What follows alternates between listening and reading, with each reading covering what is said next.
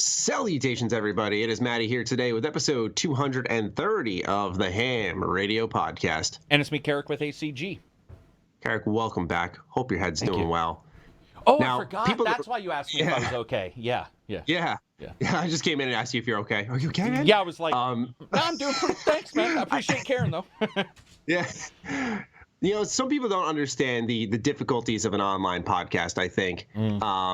You know, you don't know what you're going to get when you hop into this. For those who want a brief history lesson on the H.A.M Radio Podcast, we started this off on Skype. Karak said, hey, there's this neat thing called Discord. We moved over there. Things were fine. Today, Discord seems to have server issues, so there was these weird crackling audio sounds that we could just not fight off. We went into an individual call. We tried going and resetting, logging out, logging back in. That wasn't working. Here we are, returning to our old home, Skype, and now we had to ditch the overlay because Skype has weird video settings that don't let us move the pictures around to fit it in the overlay. So yeah, that's you got to deal with my fuzzy webcam and Karak's overly nice, highly detailed footage. Way too detailed. People don't want to see this much detail on me. It's every follicle in your beard. Yeah, well, it's like they always say porn stars aren't ready for 4K. Either is Karak. Those two things not ready for 4K. What have you been up to? Any projects going on, or we just coasting right into the holidays? Did you celebrate yesterday? Yeah, we went to Ford versus Ferrari, the movie, with like cool. It's like an old history movie about those guys going against each other in Le Mans. I did not want to go at all. Does not sound like a let's go kind of movie. Exactly, and it turned out to be good, which was awesome because we sat down and I was doing that thing where it was warm and I was like, I'm gonna fall asleep or feel groggy. It's just gonna be not a good time. And instead, Matt Damon and Christian Bale did a pretty good job. That was fun. And then made ourselves a meal. It was just my wife and I, so we just had we didn't even have a real turkey. We had the fake where they debone it. So you just get, it's called a turkey roast. And so it's just the turkey and cooked that, which was it was pretty cool to have not a lot be required. So we just did that, played some games. Yeah, that's definitely a change of pace. Because for me, nice. For me in my house, my mom's a holiday freak. So like, it is intense as fuck in here. Until dinner hits the table, it is an operation. Yeah. So I almost envy that level of just like, it was chill. Yeah, and when we did it afterwards, we both said that. We were like, oh, this is not... Even just a lot of people over, and they get in each other's way, and somebody's like, did you get the mashed potatoes? And you're like, yes. Yeah. And here it was like, dude, we did microwave mashed potatoes. And I just poured some butter in them, mixed them up, salt and pepper, and I was like, let's just make these as good as we can. And admittedly, I don't think I could have probably told the difference if you hadn't told me. So I was really happy. Yeah, we just had a nice, relaxed time. So... See, I don't like microwave mashed potatoes because they come out a little soupy. And my mom makes some great homemade mashed potatoes. They got to have those little chunks in there. Chunks of potato. Yeah. I don't know. I think those hit right. It always feels like a surprise I don't want in chunky potato. Like, I'm always like, I don't think so, Maddie. Like, if we sat down, I don't want soupy, but the idea of chunks, I don't know. Do you think, like, what happens if you and I both just had what we call a blind Thanksgiving? You know, we just both like made our own respective dishes and then showed up at one location and just fed each other our own. I wonder what. So do you do cranberry sauce? Because I don't. I don't like. We have a cranberry and cream cheese dip that we'll use with crackers. No, I'm all over that. Okay, cool. So so we got you set on apps. Yeah, and then turkey, we're probably the same. I think it's just potatoes and stuffing. I'm a huge stuffing fan, too. Like, okay, no, you're set here. I'm a massive stuffing fan. I think the only thing is, dude, I think potatoes is probably the thing that we would disagree. I think everybody disagrees on those, though. A lot of people I know don't like the same. What is your stance on cornbread? Dude, I don't think we've done cornbread in 20 years. That's crazy. I think it's the most delicious thing ever. I do like it. But I don't equate it to Thanksgiving except for my grandparents. So I guess when my grandparents passed away, we stopped doing it. Okay. We do corn or corn on the cob. Well, you're right. Corn on the cob. Interesting. I've never heard of that. Yeah, I know what corn on the cob is. I mean, rather during Thanksgiving. Oh, during Thanksgiving. Yeah, because it's more a summer thing. Yo, can we just give Karak props for a sec? You for a second thought I meant I've never heard of corn on the cob, and you did not blink or anything. You did not. Hey, dude, you were just like, okay, hey, okay. You can call me a boomer. I can call you millennial. I don't think either one of us would be right, but it's like I don't really know, what somebody may or may not know these days. That was wild. I was like, damn, he didn't even give you a look. No, I'll just be like, hey, man, it's each to their own. But yeah, I think overall we'd probably agree. The corn, like your stuff sounds better for like dip. We don't even do crackers. So to me, I'm a huge cracker fan. So like I'd probably be happier with what you have. Admittedly, I don't go crazy on food though. Like if you gave me a pill every day that was the required caloric intake, I would fucking never eat again. Like I just don't really? I don't get excited about food. You'll hear me talk about eggnog. Yes, every December. Yeah, eggnog is like, it's something about it because it's so much. I like, if it's gonna be something, it needs to be a lot. So cranberry and cream, that sounds like a lot. I like the tangy. That sounds really good. But the other stuff, I don't get too into it. Want some heavy shit. As people are like, what the fuck? Hey, listen, it's the day after Thanksgiving. Deal with it. Oh no, I dude, we're allowed to banter. We're allowed to banter. For some reason, hold on. There we go. I couldn't get up the timer. All right, so with our Thanksgiving debate out of the way, let's get into some gaming news. It was a slow week. Every business is trying to sell you something. So for those of you rather, who are listening, also keep in mind that we do have a Patreon. If you support us by flicking $1 single, you get early access to this show each and every single week. So once it's done recording, take the audio version, slap it up on the Patreon. You can listen right away. It's usually around like 7 p.m. Eastern Standard Time. Yeah, it's pretty fast. I give myself a pat on the back for that every week because it's fairly immediate, good quality too. You can also get involved in our Discord and submit patron questions. This week we have a lot of them once again, but they're going to be saved for the end of the show because no one really had topical questions. Like I said, it was a really slow news week, so it was all about deals, savings. That's what the whole news cycle was dominated by. We did manage to scavenge some Cyberpunk news, some Final Fantasy news. We'll talk about the games with Gold system as well as PlayStation Plus, some of the new games there. Maybe go into some deals that we really liked. And also what games we're playing, and then we'll answer the remaining patron questions. I just thought that was a good lineup and sort of fit the theme of this week overall. So now let's get into the news. So this Cyberpunk section, keep in mind we do have timestamps in the description on YouTube for every subject that we cover, and that's important to note here because I don't think anything here is spoilery, but I was reminded to mention this because one of our patrons was like, hey Maddie, this may be the first show I actually ever do skip because it is about a game I'm very excited for, and we respect that. We just want to let you know if you want to keep listening, hop around. This is a long read, so we got a lot to go through. Apparently there was this community event for Cyberpunk, and people were able to attend. This is actually where the news story came out that Cyberpunk would have mocap sex scenes, and that dominated the headlines. But there was a large Reddit write-up from someone who attended, and they kind of were going off of what they had learned and just shared a pretty much a word vomit of everything. It's separated into bullet points. I'm going to kind of paraphrase as we go along. It's still going to be a lot of reading, and then we'll kind of give our thoughts on it. So we start off with story sections. It says on the question if we actually get an option to do exactly what Johnny said and burn the city down, the response was, of course. In the terms of length, main story of Cyberpunk 2077 may be a little shorter than The Witcher 3, but it'll make up for it in the terms of higher replayability. However, at the same time, they still didn't measure the length of the entire game, with all encounters and smaller quests accounted for only the main story and major side quests. About the useless loot, they're aiming to keep the balance between loot that will be useful for the player and one that will be useful or useless from the player's perspective.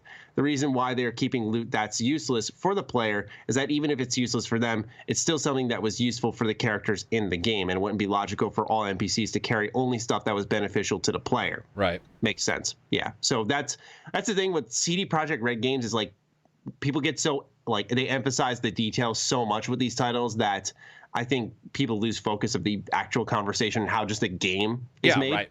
Yeah. About the option to continue playing the game after the ending, the response was that they found a really cool way to do it, but it's something for the players to see. They definitely want people to enjoy their game for as long as possible. While most of the times waiting too long before picking a dialogue option will only result in the person that you are having a conversation with throwing some annoyed comment at you, in some situations, like the conversation with Royce and Dum Dum from the previous demo, doing that will have consequences. So I guess if you wait too long in a situation, it's not like the game will punish you, but it will be time sensitive and actually progress the conversation. So you can't just like walk away or think too long, which I kind of like. I think that evokes a little telltale in there. About side quests, the Witcher 3 quest structure was compared to a single line with a bunch of branches sticking out of it, which sometimes goes back to that single line. In Cyberpunk 2077, those branches grow more branches, which then often tie around each other. That means, if I understood Powell's explanation correctly, that side quests that we decide to do often will evolve into more side quests, and those quests will have an impact on other quests as well as the main storyline to a much greater extent than they did with The Witcher 3. This is something I tried to emphasize with that game, and a lot of RPGs is it's a branch that kind of connects to the same central point of the stick. And The Witcher 3 is definitely guilty of that, as I replayed a little bit of it on the Switch. Any thoughts on those side quests before we get into the gameplay section? No, I'm totally okay with that setup. It sounds good. Yeah, as am I. More branches are good. I think we saw that a little bit in Greedfall, actually, and of course the Outer Worlds. Yeah. So Cyberpunk kind of just moving with the times. Gameplay. The question was if the access to certain locations will be blocked based on choices we made, like, for example, in the second act of The Witcher 2. Most locations should still be available for us to visit, no matter what choices we'll make, but our choices might determine to what extent we get to explore those places. Some locations, however, won't be available outside of certain paths. So that's kind of vague, because like there are skills that can determine if you can hack or engineer your way into a doorway or a building or a vent.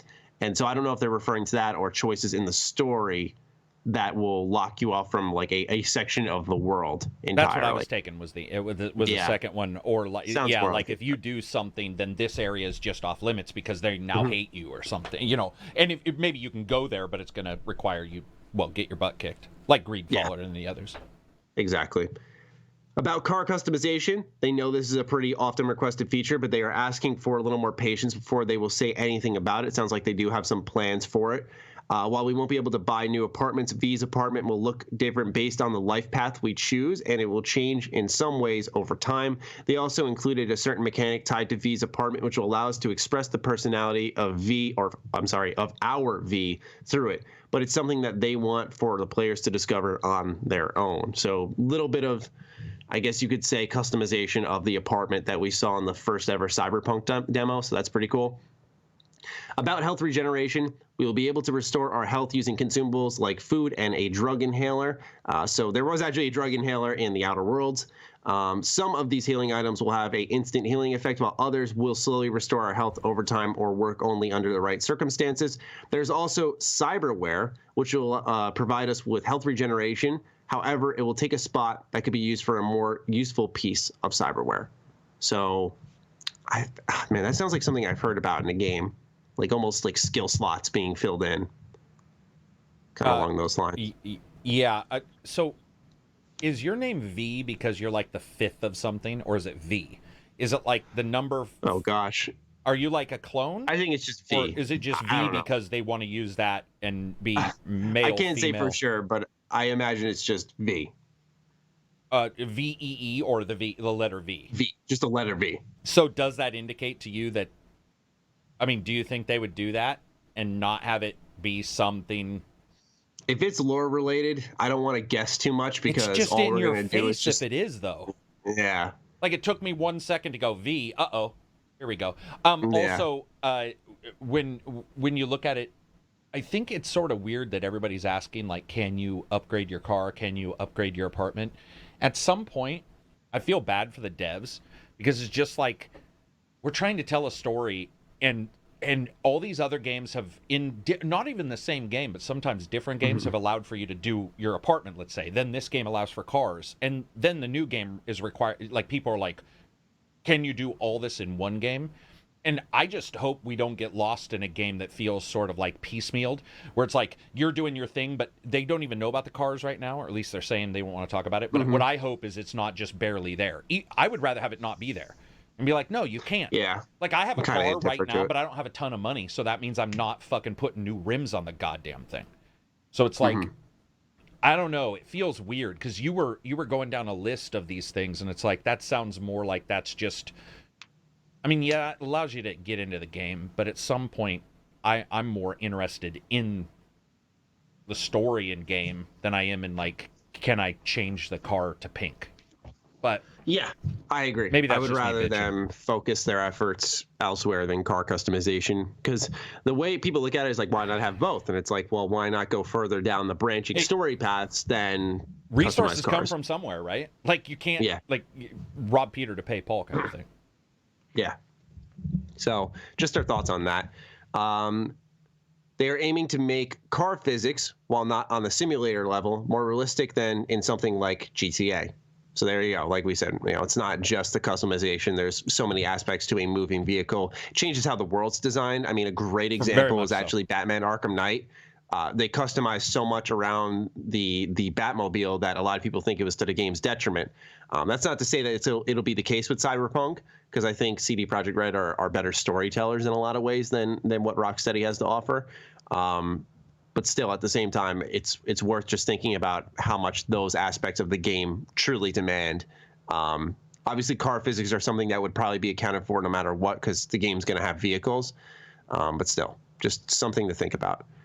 Day-night cycle have a pretty organic impact on the gameplay. During quests, some places might be less or more guarded based on the time of day, or in the night you may find some guards already sleeping, making it easier for you to sneak in. Some story scenes might also change depending on the time of day they are taking place in. So the change, I'm imagining, once again, I think this is a step for the conversation they may change. That change very well could just be it's dark out in that same cutscene versus it was recorded in the day. Make sense? I'm trying to say, like, yeah, it could just be that. I just was making the weird face because the idea that a guard at night would be sleeping is the dumbest fucking thing in the world. I know. As somebody who's done that tacky job, it's the tackiest, cheapest, and laziest writing trope there could possibly be, because most of the time most companies will do the exact opposite and make sure the night shift is the busiest, and the day shift is dealing with people, so the night shift is dealing with procedures and all kinds of crazy. It's just sort of a tropish, like, weird thing, especially in that world. I mean, we're going to be fighting cybernetic dudes. Like, they won't be taking crank in the middle of the night or whatever they'll be taking. Like, I don't see them as falling asleep, but whatever. Yeah.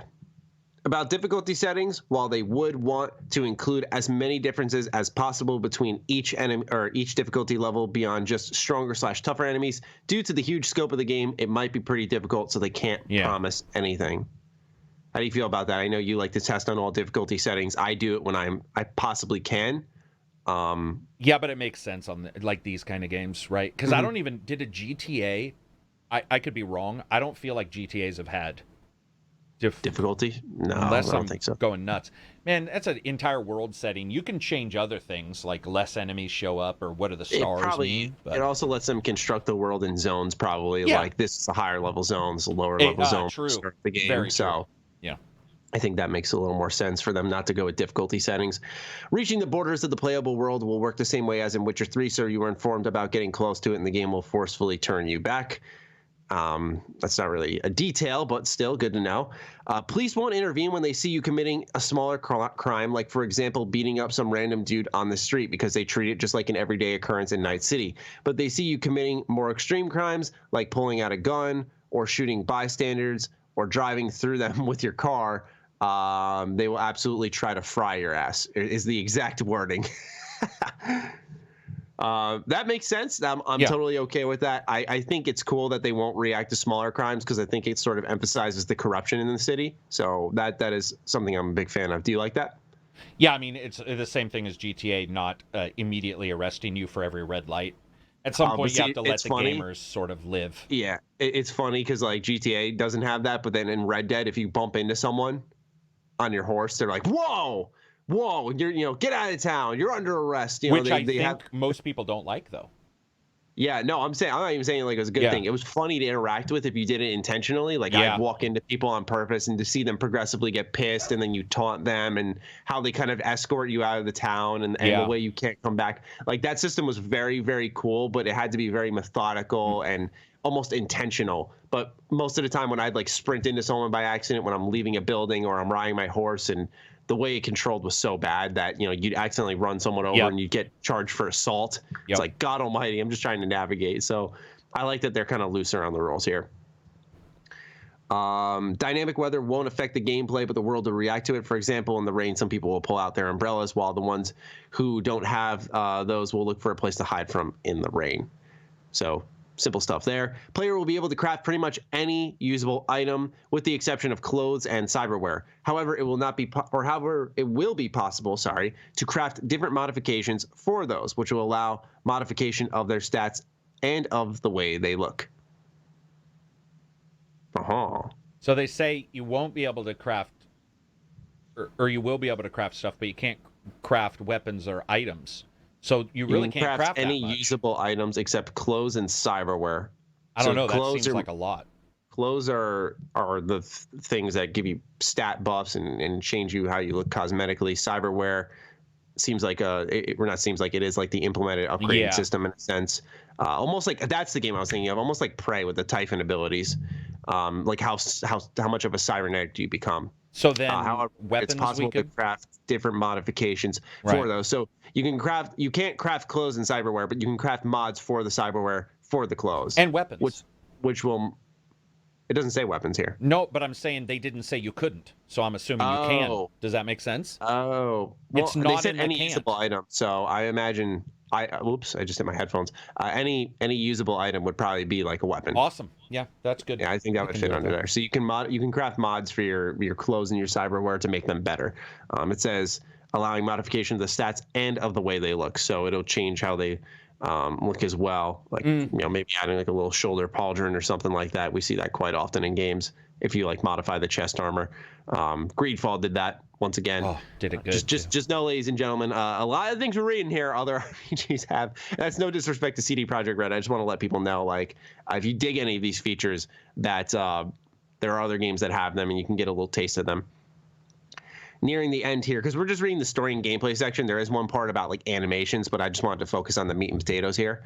Car racing minigame is not going to be some kind of traditional car racing. They will also add some kind of extra cyberpunk touch to it, which should allow us to really test the speed limits of our cars.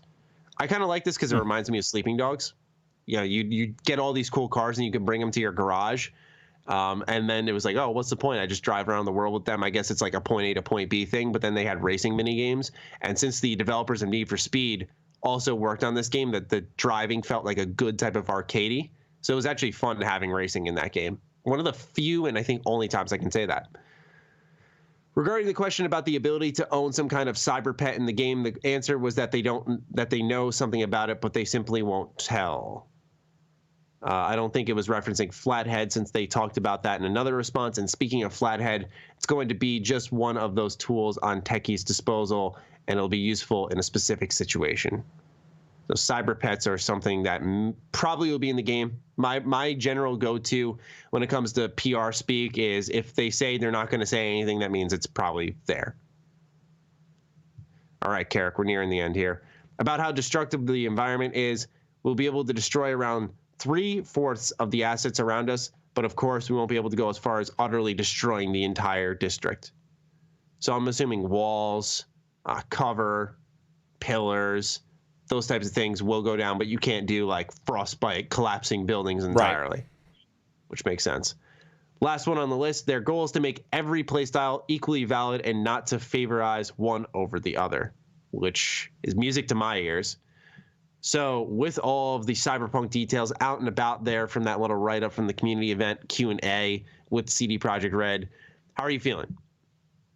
I just have to say, I get why they didn't invite me, but I also wish they had, because the questions, whoever asked, they're dumbasses. Sorry.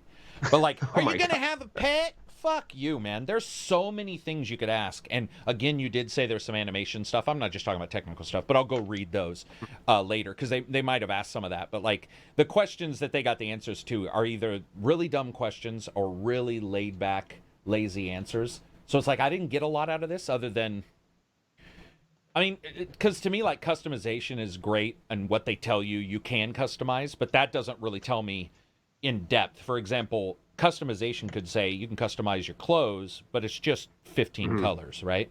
Well, who gives a shit about 15 colors? Luckily, they did say it'll adjust your graphics when you adjust the upgrades. But there was a lot of stuff I would have asked. I think overall, it's pretty much what we all assume. I don't really have an issue with these guys, as in, like, usually they're pretty open if they can be. So it's not like it's not like there's anything to worry about, which I can see some people on other games maybe have an issue. I think the big thing people need to remember, as Maddie was saying, that like other RPGs have it. I think additionally that's why some people aren't as interested in this game as others. It's not because they hate CD Projekt Red or anything, but it's because as of yet we haven't seen how it's all going to come together. So that's sort of where I am, is like, I'm like, okay, I'm really excited for it, but not like, I don't know what the term is. I'm not like Mario, not Mario versus Rabbids, but, an IP, a first person IP from like Nintendo. I'm not that kind of excited, if that makes sense. I'm not like, no, I get what you're saying. That level, there's like a couple levels. Bouncing in your seat. Yeah, I'm like one level below that. But everything I've seen there's nothing about this game that like looks bad at all. I mean, no, I agree. And when they talk about destruction, to me, I like the 3-4 because I had questioned. I think I told you this, but I was like, man, can you get augments for your legs so you can jump into the second story? Can you like push fridges into people if you get super strong? I think what's going to happen is it'll be like the skeletons of buildings. In some games, you'll have the buildings there, but when you shoot it, you can blow off the walls, but there's a grid, girder, still holding it up. Right. You can still walk on each level. I have a feeling we'll get something like that, which I'm okay with. I don't need full destruction. I just hope there's a lot of interaction. Certainly not. Like, if I can destroy a wall, that's great, but can I bust through the wall to use it as a sneak up? Will I know when I can't do that? We've seen that too. When you look at a world and you're like, that wall is colored white, which means I can't get through it. Right. Or there's a design on it. I'm wondering how they're going to visually feed back to the gamer what you can and can't do. Other than that, looks good. Car stuff sounds fun. Nothing in there sounds like worrisome of it in any way. No, certainly not. I don't think. Well, length is like fine. if they're, length is certainly fine with me.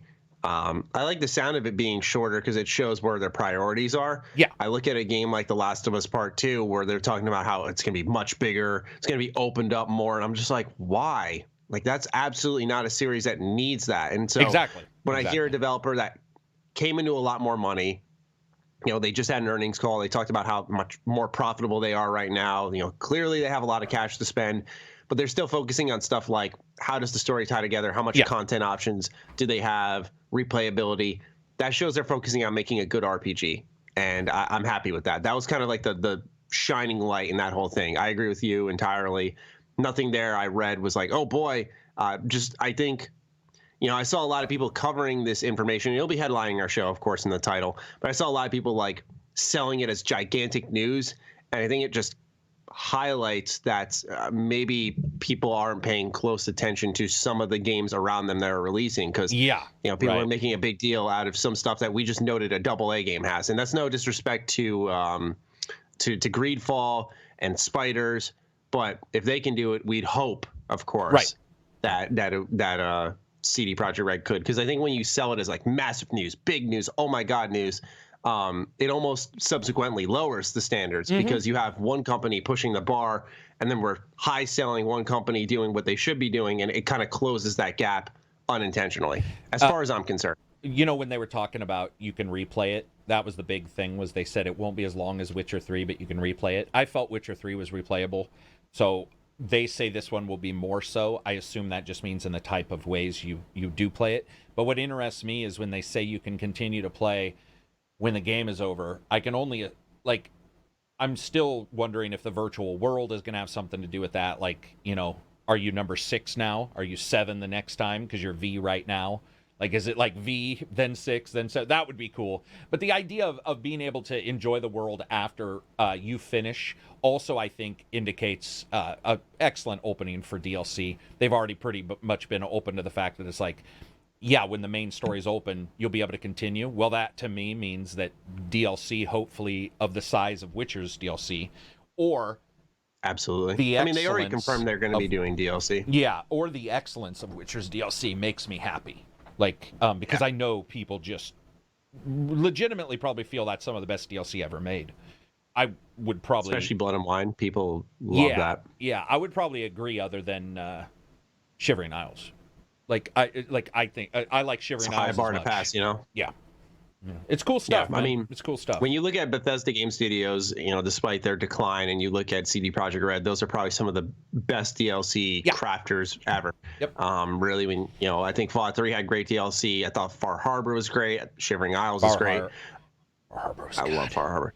I love Far Harbor. Yeah, Far Harbor literally did what the base game couldn't. I think that's like a testament to how good that DLC was. You know, I think who else created good DLC? BioShock Infinite had really good DLC. Mass Effect. Well, Shadow Broker. Mass Effect 3 just had the best multiplayer of all time. Yeah, you're not the only one who says that. Oh yeah, man, it's pretty. The only reason I kept coming back to Andromeda was because of that multiplayer. It still holds up so well, in my opinion. All right. Let's move on to Final Fantasy VII Remake. Hey, sorry, one last question on that. I just did what I promised I wouldn't do anymore, or as much. I was going to ask you when we were going, but do we know who went and when this was? This was in CD Projekt Red? It was in Poland. It had to be like within the last week because that's where CD Projekt Red's based. Are these leaks or are they named companies? No, they're like it was like a community-based Q&A. Like they met and they played the game? No. Oh, God, I wish. I see. Okay. Sorry. Mm-hmm. I apologize. There's something I'll tell you about. I can bring up the summary before. No, it's no big deal. I'll tell you about after that. Remind me to tell you about it. And I'm not holding it from anybody. It's just something that somebody said that I overheard on accident on live stream. And what you're talking about, I guess I can just say it. Yeah, I can just say it. Co Carnage. I was watching him. And they were doing a podcast. And one of his secondary people was like, oh, did you get that beanie while you were at CD Projekt Red? You see Ko go like, and then this other dude is like, and he just doesn't even fucking pay attention, and Ko just continues to go, and then it finally dies down. Like, stop. And I don't know if this was the same event, but it was a week ago. So I'm just putting 2 and 2 together, and I got the impression when we started that they had played it prior, and I felt that was a little weird because I just talked to CD Projekt Red, and it didn't sound like they were doing that. That they had people preview it. You know, that seems to be their MO at times. Okay, cool. Yeah. Cool. All right. Cool. Here we go into Final Fantasy VII. Oh, one more thing. I'm just kidding. I actually thought you were dead serious. I literally went to go backspace my timestamp. I was writing down. I was like, here we go. Sorry. Here we go. Go ahead. All right. So we got some new combat details on Final Fantasy VII. This comes through IGN.com. So they say Square Enix also gave us a look at Aerith in action using her Tempest move. It's described by the game's producer Yoshinori Kitase as a crystal projectile, or I said crystal. Wow, crystal projectile. You're a rapper, dude. That's the way you sound. Crystal projectile that explodes and does area of effect damage from a long range. So you can actually find this on their Twitter account for the Final Fantasy VII Remake. Kitase also talked about how Tifa plays like a fighting game character in combat, which makes her more accessible. Her martial arts style means that she does normal and strong attacks with the square and triangle buttons. She also has a Omni Strike ability that upgrades her attacks on those buttons to what Kitase calls the more powerful rise and fall. If you use that ability again, it upgrades her moves even further to even better unbridled strength. So those were 2 little bits of details on the Final Fantasy VII Remake, which is dropping March 3rd, 2020. That date cannot come soon enough because I'm very excited for this game. What's been interesting is these videos are on Twitter, so if you want to see what we were just talking about, you can once again go to the Final Fantasy VII Twitter, look for yourself. But they're always in the same region. I know that this whole game takes place in Midgar, but it's like that same introductory phase for all these gameplay clips, right? Because of that CD1 or whatever we're gonna like. Because it's the first. Yeah. And I just want to see, and I know we still got 4 months to go. You know, we're a lot of games nowadays, like in those last 2 months, really just ramp it up and just keep themselves in news cycle constantly. But I just want to see like more of the at Midgar itself, like after the introduction. Like right. That's what I want to see. That's what I'm curious about. Because so far it seems like, okay, they're true to the introduction, they're true to the story. I think they found a good blend of the combat, making it true to old fans, but accessible to new fans, but refreshing for old fans at the same time. It's still fun to play. An evolution of turn-taking combat. Like, it has all the chops to be like a great game. But it's like, what happens after the first like 30 minutes? That's what we haven't seen any. And what does that look anything. like? Right. Yeah, That's what what is moving around? Like, what does the normal stuff look like, is what you're saying. Exactly. Like your point A to point B. Yeah, I agree. That's so important.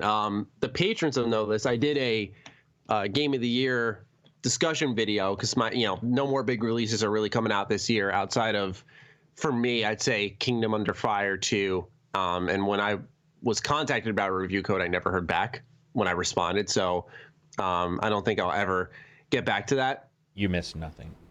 I missed nothing? You missed nothing. You missed nothing. Negative nothing. Negative nothing. Oh my. I don't even know if that's real. I don't even know if that's the thing. But trust me, bro, you're better off.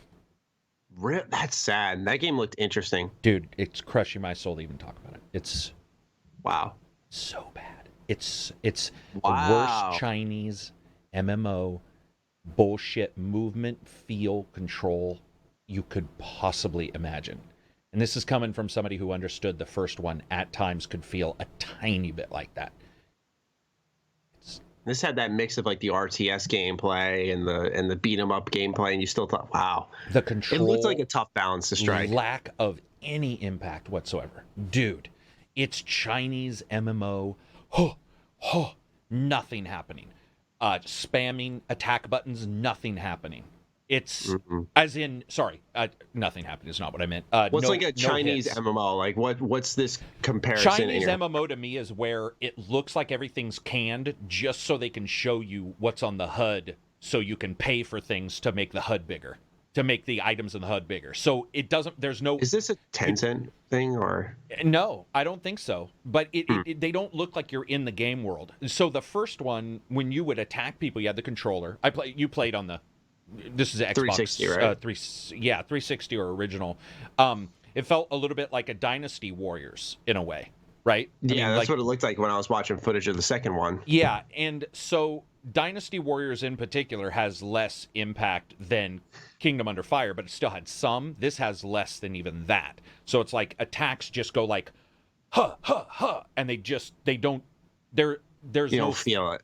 Nothing. And I mean nothing, Maddie. And I was mouse and keyboard because controller didn't even work.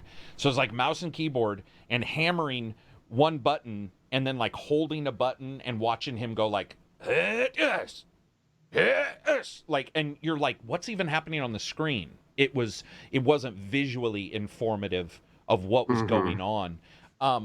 And just wicking through people. Admittedly, I'm not a huge fan of the new Dynasty Warriors, the 3D ones, as much as the old ones. But it just does, Gotcha. Yeah, there was no connection. So I'd like to know what you think if you get a chance to check it out and see what you think of it. Because I was really depressed, really disappointed. Really? Okay. Yeah. I do hope to try it out still to see. I would like to see what you think. Not that I don't believe you, but just so we can have a discussion. What I was actually getting to though is when I was having my Game of the Year discussion, nothing else was really coming out. So I was like, okay, time to produce the Game of the Year video. This will, by the way, like all Patreon exclusive videos, it comes out to the channel later on. It'll be during my holiday break. But one of my games is Rage 2, and it was at number 5 out of the top 5 list. And I said that, one thing that a lot of people didn't like about that game, but I really liked, was the moments of breathing in between such intense combat, that point A to point B. And what was in between there, like you'd maybe see a convoy, you'd see some, of course, very pretty sights, being that it was like an id Tech game. It looked so good. It was a beautifully crafted post-apocalyptic world. And so for me, I liked seeing that travel. To me, it's very important, those moments of respite, what's there. And so I know that's not at all what sells a game. And I don't expect Square Enix to put out a video of Cloud walking around Midgar, but I want to see him like doing a quest in Midgar, because as someone who just cares about the moments in between, I can dissect in that, right? So that's why I want to see more beyond this opening part. And maybe there is something out there. I'd argue I pay very close attention to this game, even though I don't cover it. I'm very, very excited for it. And I haven't seen anything a like single that. video of what you're even close to discussing. I've seen almost all battle and cutscenes. Yeah. But there hasn't been any, like, here's me moving from point A to point B. There's been nothing. It's all been like the first hour. Like, I know how, obviously we know because the game's been around for a while, but I'm saying, like, we know just, you could put together the first hour through all the trailer footage they've shown from that section of the game. Yeah. Which, good and bad. Anyway, as for what we discussed about, like, Aerith's, her Tempest ability, which can do a crystal projectile effect that's like an area of effect damage, or more interesting to me is Tifa being like a fighting game character. Yeah, that was interesting for sure. So these do stick out to you a little bit. The fighting one for sure. Dude, that'd be cool. I agree. See, I like that because it reminds me of, out of all games, Smash Bros. And what Smash Bros. Does really well, I'm sorry, Smash Ultimate, I should say. What Smash Ultimate does really well is manages to give every character like a feel from the game they originated from. So when you look at like Terry Bogard or Ken or Ryu, they play and move like fighting game characters. Like when you move left or right, they're staying on their side, like they're backstepping instead of like dashing left and right, which you can still do, by the way. But I'm just saying, like, the way they feel is just like a fighting game, even though while Smash is a fighting game, it feels like more of your traditional 2D fighter, where Smash is a little more action-packed with like your airs, your ground slams, using the platforms to combo, that type of stuff. So yeah, I like how this game has like a mage that's doing these area of effect attacks, but then they describe another character on the other end of the spectrum playing like a fighting game character. So I think that's really cool. It sounds more like a beat 'em up though, because they said a strong attack and a heavy or a light attack, and that's more beat 'em up talk to me rather than what they describe like as fighting. Guard, low punch, high punch, low kick. Yeah, that is true. That is, well, I mean, and that could also, I mean, it is an RPG, so if they still only do beat 'em up, but you can string together, it'd be enjoyable. Because I mean, Tales of series rather exists, and that's like straight beat 'em ups, and it's fun, so that could work well. Any additional thoughts on Final Fantasy VII Remake? No, I would say that part makes me more interested than I probably ever have been, the fighting thing, because I'm going to be honest, I probably won't enjoy the story if it's based on the story from the old one, you know, and it's sort of, because we already know it. Yeah. Well, we already know it, but it's a little emo for me. Nothing wrong. I don't know another word.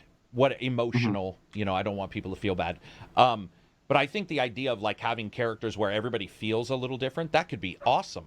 Like, I like that. Absolutely. I think those kind of things make you want to play or not play a character in your party. And to me, that is like, if I'm playing one guy and I know that this character is like a rhythm game, this character is like a fighting game, this character is a typical RPG, this character is blah, blah, blah. That's very interesting to me. Yeah, I like the idea. I agree. Especially because I think based off how they're constructing the game, like this is like the first part in just Midgar. You don't get all those party members that come in the later half of the game, which allows them to maybe focus in on refining them, because obviously in later entries, we'll say in this Final Fantasy VII Remake, we're going to see those characters being added in, so it's better to like flesh out 4 or 5 companions and make them all feel distinct, because let's say you carry that over into the next game, change up their skills a little bit, and then you add in the other parts of the cast. That would be crazy. How many have you made a guess on a video or anything and I missed it, where you guess how many CDs we're going to get? Or I don't know which one. I think they said it was 2 Blu-rays. So pretty 2 Blu-rays. So one chapter so 2 chapters.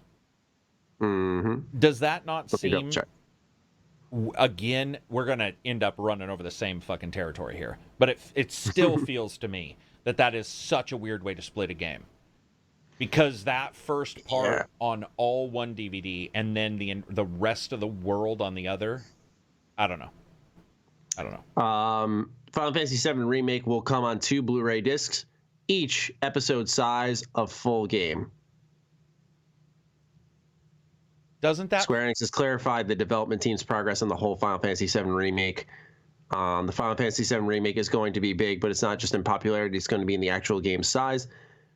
During a behind closed doors demo at E3 2019, Yoshinori Kitase confirmed that the physical edition of the first episode in the remake will require 2 Blu-ray discs. Okay. Okay. He said first of the chapters will require 2. First episode, yeah. So that means we could technically get more than 2 chapters. Am I reading that wrong? I don't know. I don't split Final Fantasy into chapters. I guess I view it as once you leave Midgar, a new chapter begins. But I'm pretty sure this whole game takes place in Midgar. This particular first part of the remake. Doesn't it feel to you, though, that it's almost like, what if they remade KOTOR and said Tarsus is one CD, all the other places are on another? It feels to me like, how are they going to...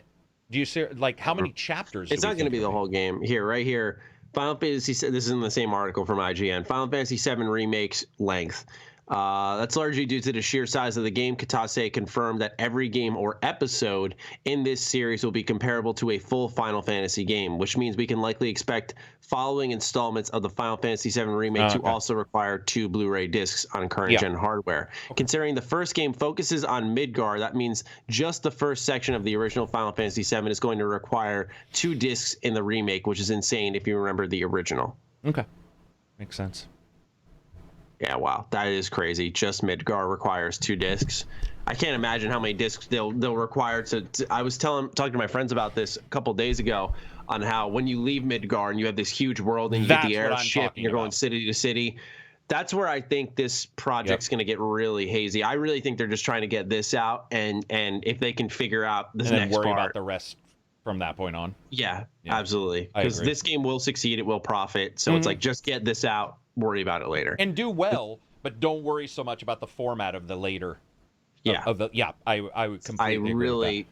I really don't know how they're going to do it. It's going to be, dude, it's going to be completely nuts to see how, like you said, how many DVDs or Blu-rays this sucker's going to require. And then I wouldn't be surprised if it goes download only. Well, that too, yeah. Or streaming. And how many discs can you produce before you're like, okay, we're pushing past $60 here, or do you just eat the loss and assume it's going to sell? I don't know. I don't know if you played this, but there was a game on the Dreamcast that was like that. Really? It was, yeah, it was multiple discs with chapters, and I think it got to 6, if I remember right. Before, I remember the GameCube had always 2 discs. Yeah, that was a really common thing. I don't know if I've personally never played a game that's had 3. Actually, I think Lost Odyssey had 3. There we go. I have Lost Odyssey. Yeah, that one had 3. Weird, but good game. Yeah, I want to play that one eventually. That's on my backlog. That's on my deep backlog. One that I think of. I'm like, gotta play it. Mm-hmm.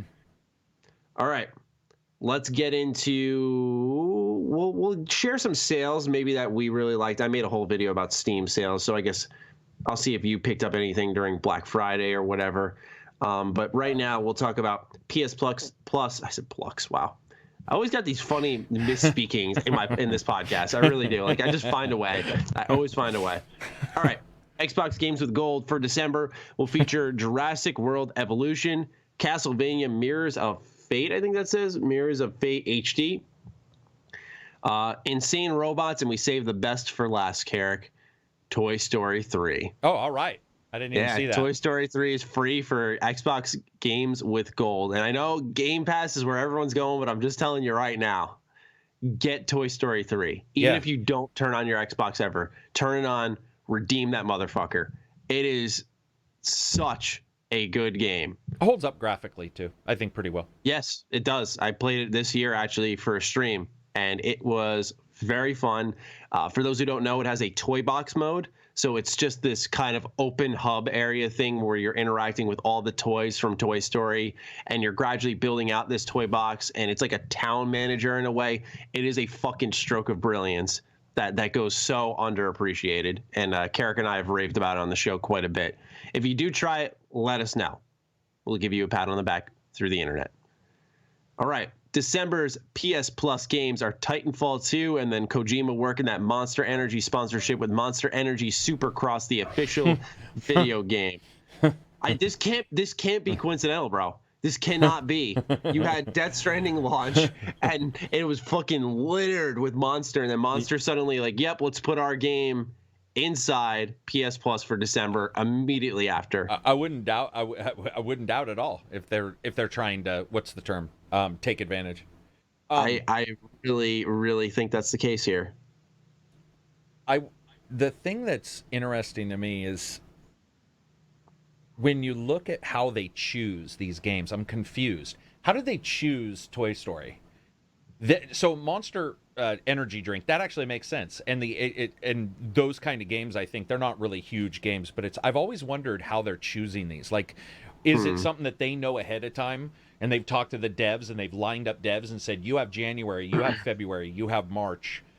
Yeah, I imagine it's not like a month-to-month thing. I imagine they plan out like sections of the year well in advance. Like they probably knew what December would be since, we'll say, since September, because then probably by then they're planning out what are we putting on sale? Yeah. At what price are we putting it on sale? You know, are we releasing anything in this section of the year? So I think it's kind of like a combined effort, and they have to have everything on the table in advance. Yeah, it's just it's interesting to me because some titles have been a real surprise, and I would say Toy Story is one of them. I didn't expect Toy Story to be on the list, so. Yeah, because Xbox still digs back to the 360 for two games in the Xbox games with gold, whereas PlayStation has really slimmed down their offerings, and I think it's because they're holding their tongue on what I imagine is going to be a similar rolled together service of PlayStation Plus, PS Now, right? Because as far as I'm concerned, PS Plus has lost so much fucking value. I'm surprised if you don't play online with friends. I don't know why you're paying for it. You get 2 free games on PS4 compared to when you used to get PS4 games, PS3 games, and if you were like me and like 5 others, you'd get free Vita games. And sometimes they gave you really good free Vita games.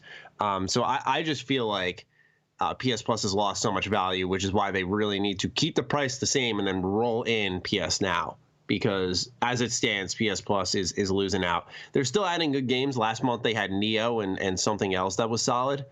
But yeah, this month having Titanfall 2, that's a pretty big one. One of the major complaints with PS Plus is always that they've been doing these very just small games, just these not. I don't want to say, because I get like Sony obviously has to pay out of pocket to get these in the program, right? But it's like Monster Energy Motocross, or whatever the fuck it is. Like I can't imagine, unless someone's doing it as a joke, anyone's going to try to play that. I don't know. Yeah, I mean, I do know a lot of my friends. Hey, shut up, dog. I do know a lot of my friends like those kind of games, but I agree that it's weird that that's on the offering. Like, I mean, I guess maybe they don't have anything, but it is December, so it's like sales. Yeah, you would think they'd be pulling out the stops, but instead they're like, dude, we got an idea: motocross versus or whatever, ATV or whatever. And you're just like, that's not going to sell a lot of people. Like you said, I'm just on a roll with these conspiracy theories. Like, imagine they're just like, all right, we want to drive people through the sales. Let's give them like one really good old FPS and then one so bad offering that they'll just have to go buy something. I mean, it completely is possible. They are a company. You know, they are. I'm sure they're running, whatever analytics and trying to figure out what drives people the best. But I don't know if like an ATV game does, or a motorbike game. Sorry, does. Yeah, most people just Toy Story would though. Sorry. Yeah, I got to bring it up again, but Toy Story bring you. Yeah, holy crap, man. Please, guys, try it out. It is so worth turning on your Xbox for. Very much so. Even if you're playing a brand new game, like just having that there to balance it out. Really fun retelling of Toy Story 3, of course, as well. But we want to take this opportunity during this PS Plus, Xbox games with gold, all this free stuff. Have you crossed any good sales? Have you purchased anything? Have you made any impulse purchases? Not impulse. I did cross a bunch of sales on the Xbox One digital, and I was talking about it in your Discord. I went to get one, and they were all sold out, and the waiting list is 900 people long. Wow. And I think it's because of Game Pass. Like, at least the person I talked to was like, dude, it's been ridiculous. Like, those things are selling out. They're super cheap, and they include Game Pass in them. And so a lot of people are like, the digital version of the Xbox seems to be, especially if they've already got a PS4, that price is not a bad price. And if they don't have a PS4, it's like $120 and they get Game Pass. And they're like, well, why shouldn't I do that? So that seems to be a big deal, at least amongst my friends. And then I did buy something you wouldn't even really care about, but I did buy an NVMe drive, which is just a faster SSD, like a faster hard drive. I didn't really get anything for anybody, and today I'll look, but I do a lot of online versus like going, because I don't want to go to a fucking store like a bunch of stinky bitches. So I don't think I bought anything, even physical. I'm trying to think.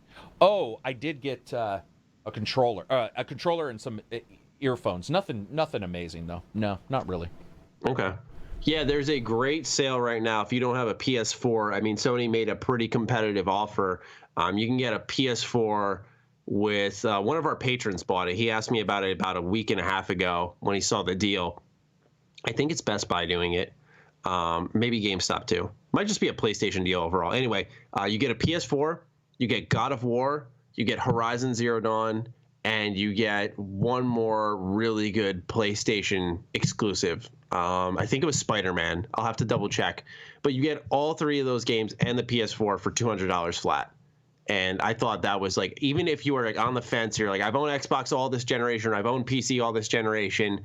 I'm saving up for next gen consoles. I'm not interested. $200 to kind of get your foot in door, not only on the console, but also like three really good PlayStation PlayStation exclusive games. I mean, it's really hard to argue with. So I'm just saying out there, for those who are interested, if you don't have a PS4 and you want to start getting going on the exclusives, like they have Persona 5 for $10, so you can easily just tag that on. I mean, it is insane. It is insane value. It's what I sort of expected Sony to do in the terms of like making a really competitive offer, just because they're like, all right, we're launching next gen next year. Let's just not give these away, but let's just make what we can, sell what we can, get people to buy in this last year. And plus, games will remain on PS4 for at least another couple of years, just because if you remember back to when people transitioned from Xbox One and PS4, or rather into Xbox One and PS4, really wasn't for a number of years that we started to get games only on those consoles.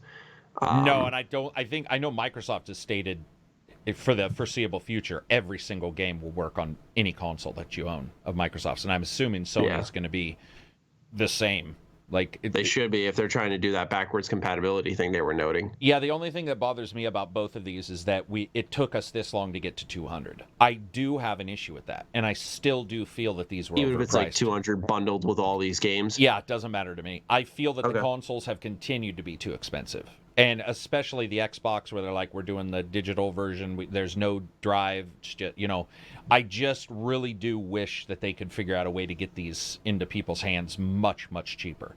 I mean, I'm not even saying it's like that it's not a deal. I just expected it last year.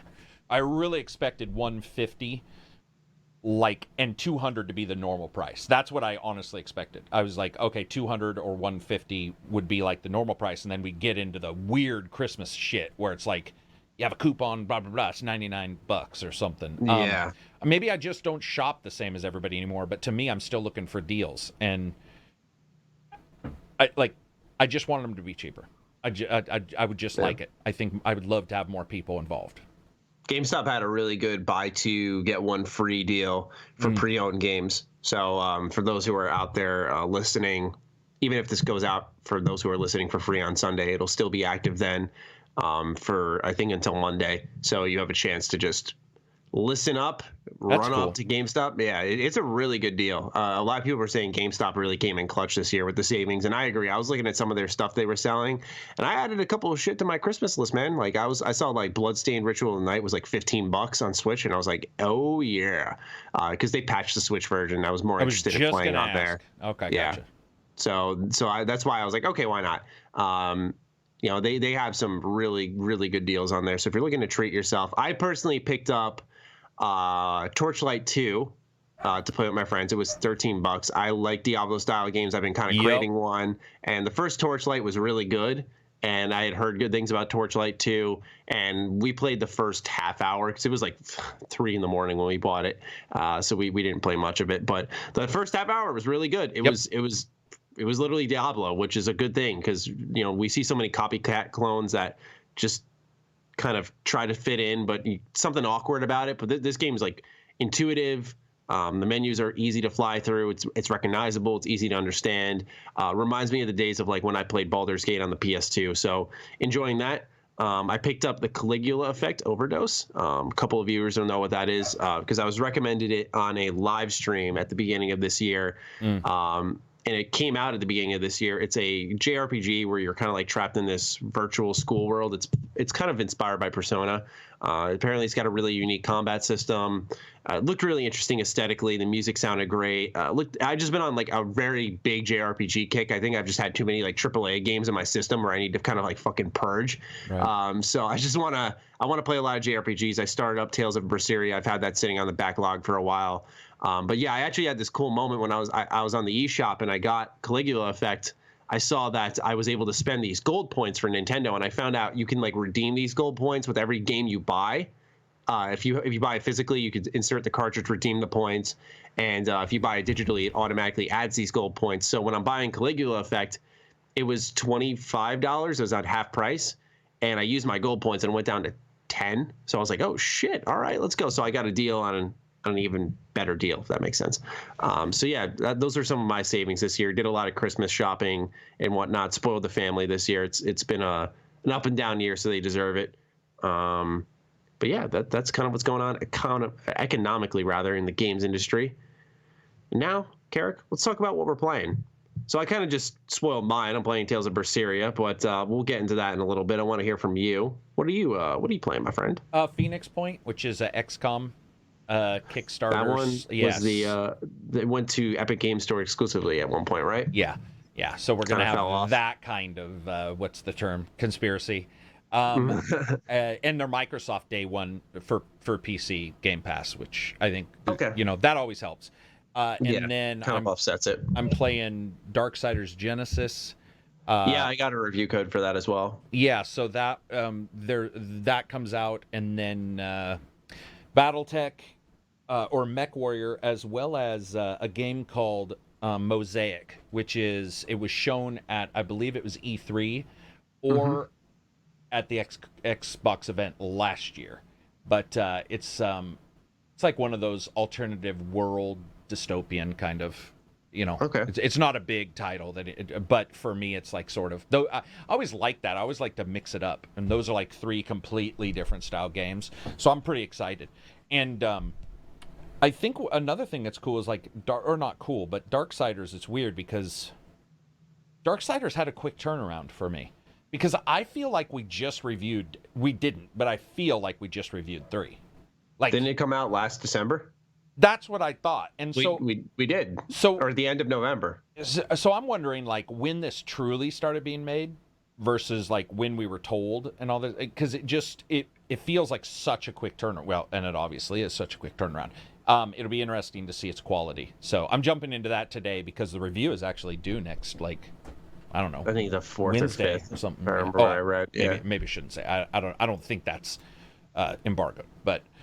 Yeah. Have you been noticing that as much? 3 games this week I got all said you can't say the embargo, and then I did get another game where they're like, we can't give it to you. Journalists have requested their first. I mean, they basically said it. Man. They were like, it's almost like a fucking power trip for these people. I swear to God.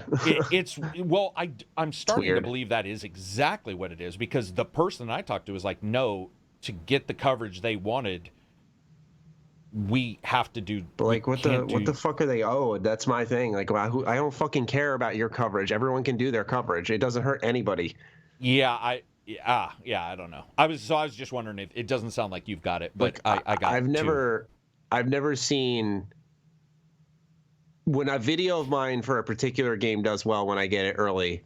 I've never seen like IGN or we'll say GameSpot's numbers take like a supreme hit. Yep, like if my review does well, their review does better.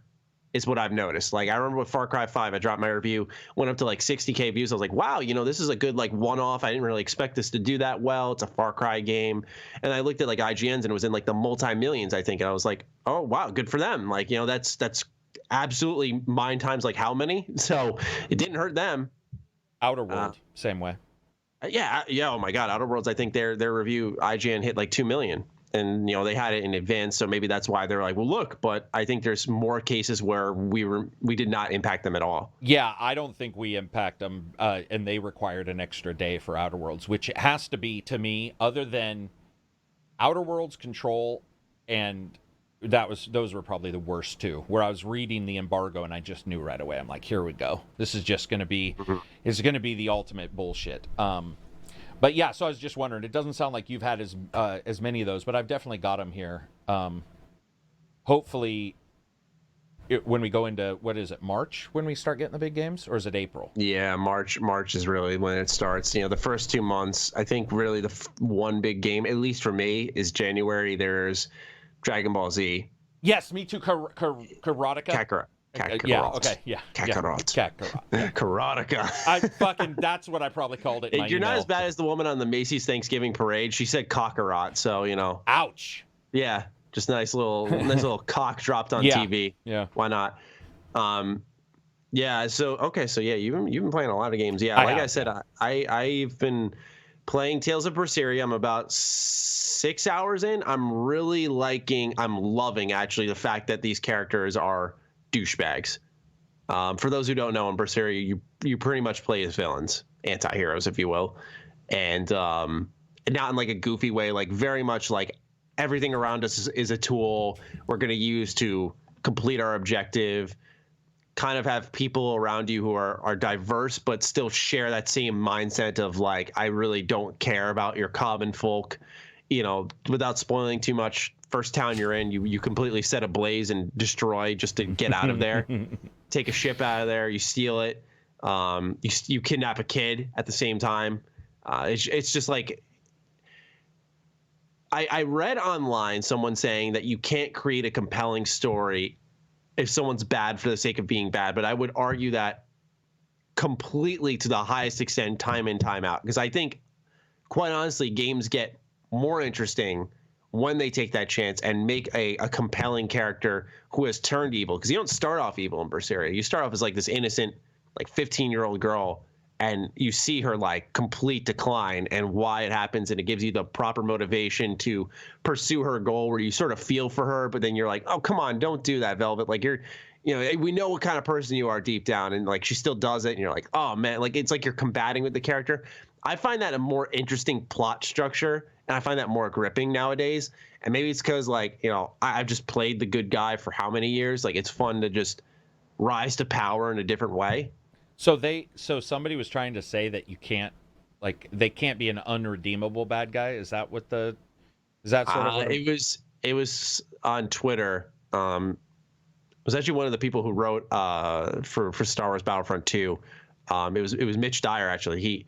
He had wrote something about Battlefront 2's story and said, like, I'm welcome to any like thoughts or criticism about it. And I tweeted him and I said, like, I think the game would have benefited. By the way, spoiler warning for Battlefront 2 story. You're not missing much, but in case you don't want to know what happens after the first hour of the game, I'm going to ruin for you here. But I told him, I said, I think that the game would have largely benefited if we had seen a transition later in the game from light to dark side, we'll say, with our main character.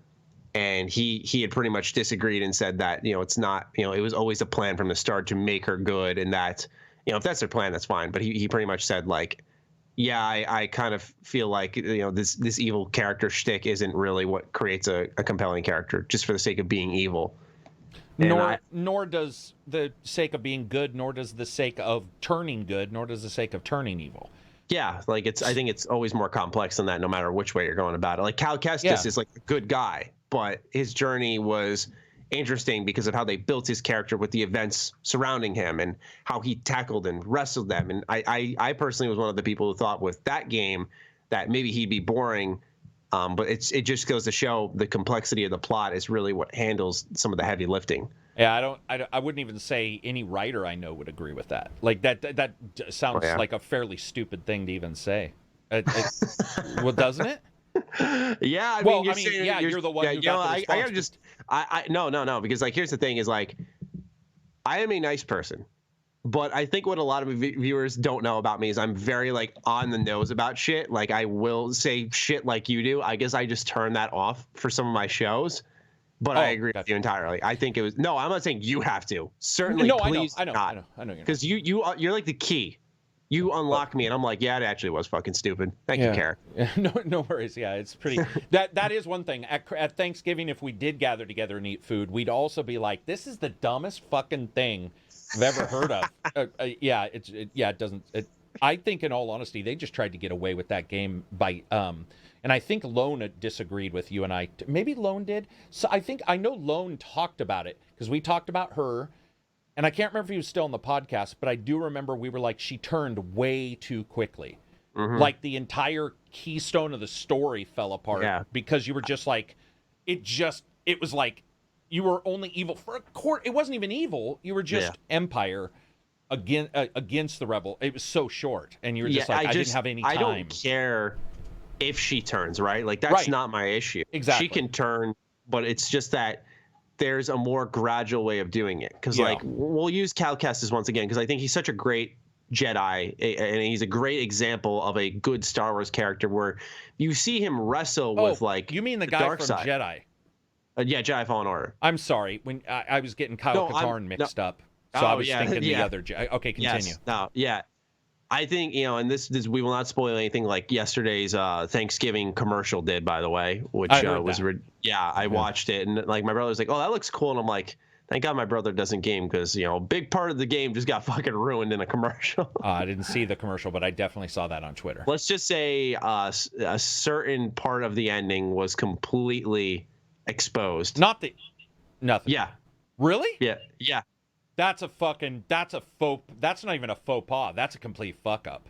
Yeah. Because I think I know what you're talking. I'm sure I do. It's who you think. That's unbelievable, man. I'd be so fucking mad, and I don't even care about spoilers. What's funny is my friend texted me that night and was like, "Damn, bro, 2 things just got spoiled me for Jedi Fallen Order." And I'm like, I think he said through YouTube thumbnails, and I'm just like, I texted him like, did you watch the commercial that was on during the football games? He's like, no, why? I was like, good, because he would have had 3. Oh man, yeah, bad idea. Damn, absolutely. But what I was saying was, Cal Kestis, he kind of like wrestles with, I want to say the dark side, but he definitely wrestles a little bit with like, growing past some of the things that were suppressed in his head, and I think.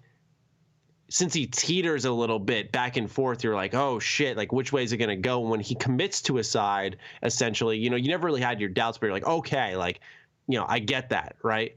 But with, I think her name's Iden Versio. I'm not 100% certain. Versio, yeah, for sure. Yeah, that's the last name for sure. Yeah, and the way she's like, you said, she wasn't even evil. Empire. Yeah. Empire. And then like it's one planet, and it's an instant conversion. Yeah. If she had they captured her, you saw her teetering, she escaped, she wreaked more havoc, she did some like unredeemable bad damage, and that's what caused her to switch, like sure. But it's like Leia just gave her like a pat on the shoulder, like, hey kiddo, join us, and she's like, all right, for the Rebel Alliance or whatever. It's like, ugh, God, gag me. There's a book that I have where about 3/4 of the way through the book, the guy's evil, and he's true evil, not not evil. Sorry, he's like the Federation, and he ends up doing something that they consider like he's infected now. So they grab him and they're like, we need to talk to you, and they torture him. And in the torture is when he's like, okay, whatever I've been thinking, maybe I was still right, but obviously the core of everything I've thought, this is all broken. But it was cool because that to me made the character not good, because he still believed in a lot of the stuff he believed in, but he realized like the core belief, whatever, that was destroyed, and the people he was working with probably made more sense.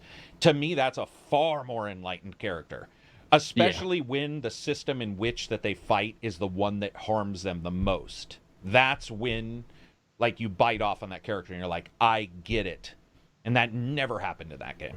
It was such a disaster when it comes to the story. And it hurt it so much because we all knew. We were like, she's going to turn good. There's no way she's going to. But it wasn't only that. It was the fact that it took like 7 fucking minutes. Or that's what it felt, you know.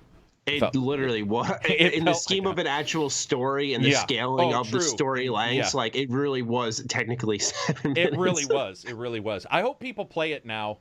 Hopefully, I don't think we're spoiling it. The game's fucking 2 years old, 3 years old. But yeah, we gave them a warning. Quite honestly, like, even if we did spoil it, I don't think anyone cares. Battlefront 2's multiplayer is worth returning to. So if you do have the game, it's really good now. It's just the story, even with the expansion that continues after the game technically ends. Came out, I think, in a month after the Resistance expansion or something like that. It comes with like a starfighter mission, and I just really rushed character development, like really rushed. That expansion adds like another hour to the story, I think. With her?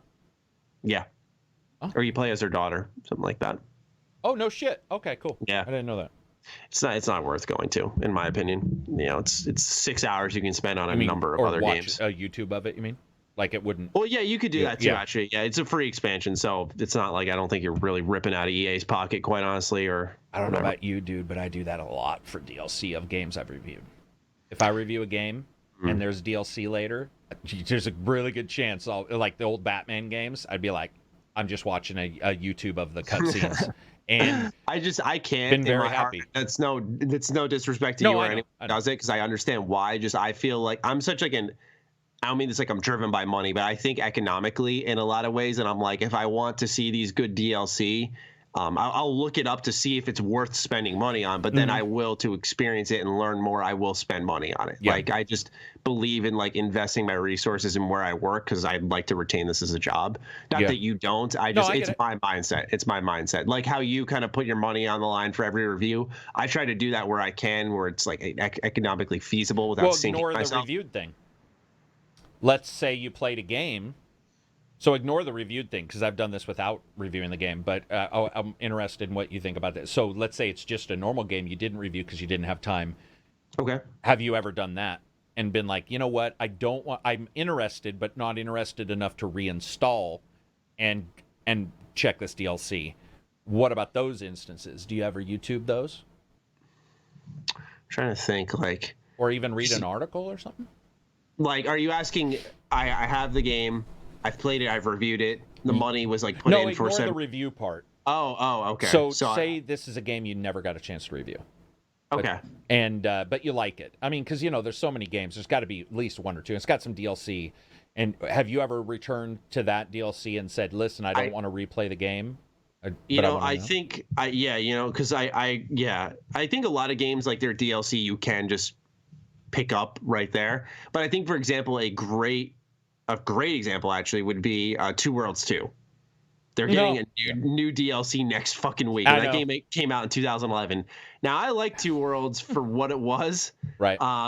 It's not an amazing game, but I'm not going to go back and play that. So that is a DLC I will look up. Okay, gotcha. Because it's almost like fascinating that it exists to me. So yeah, like there are absolutely instances.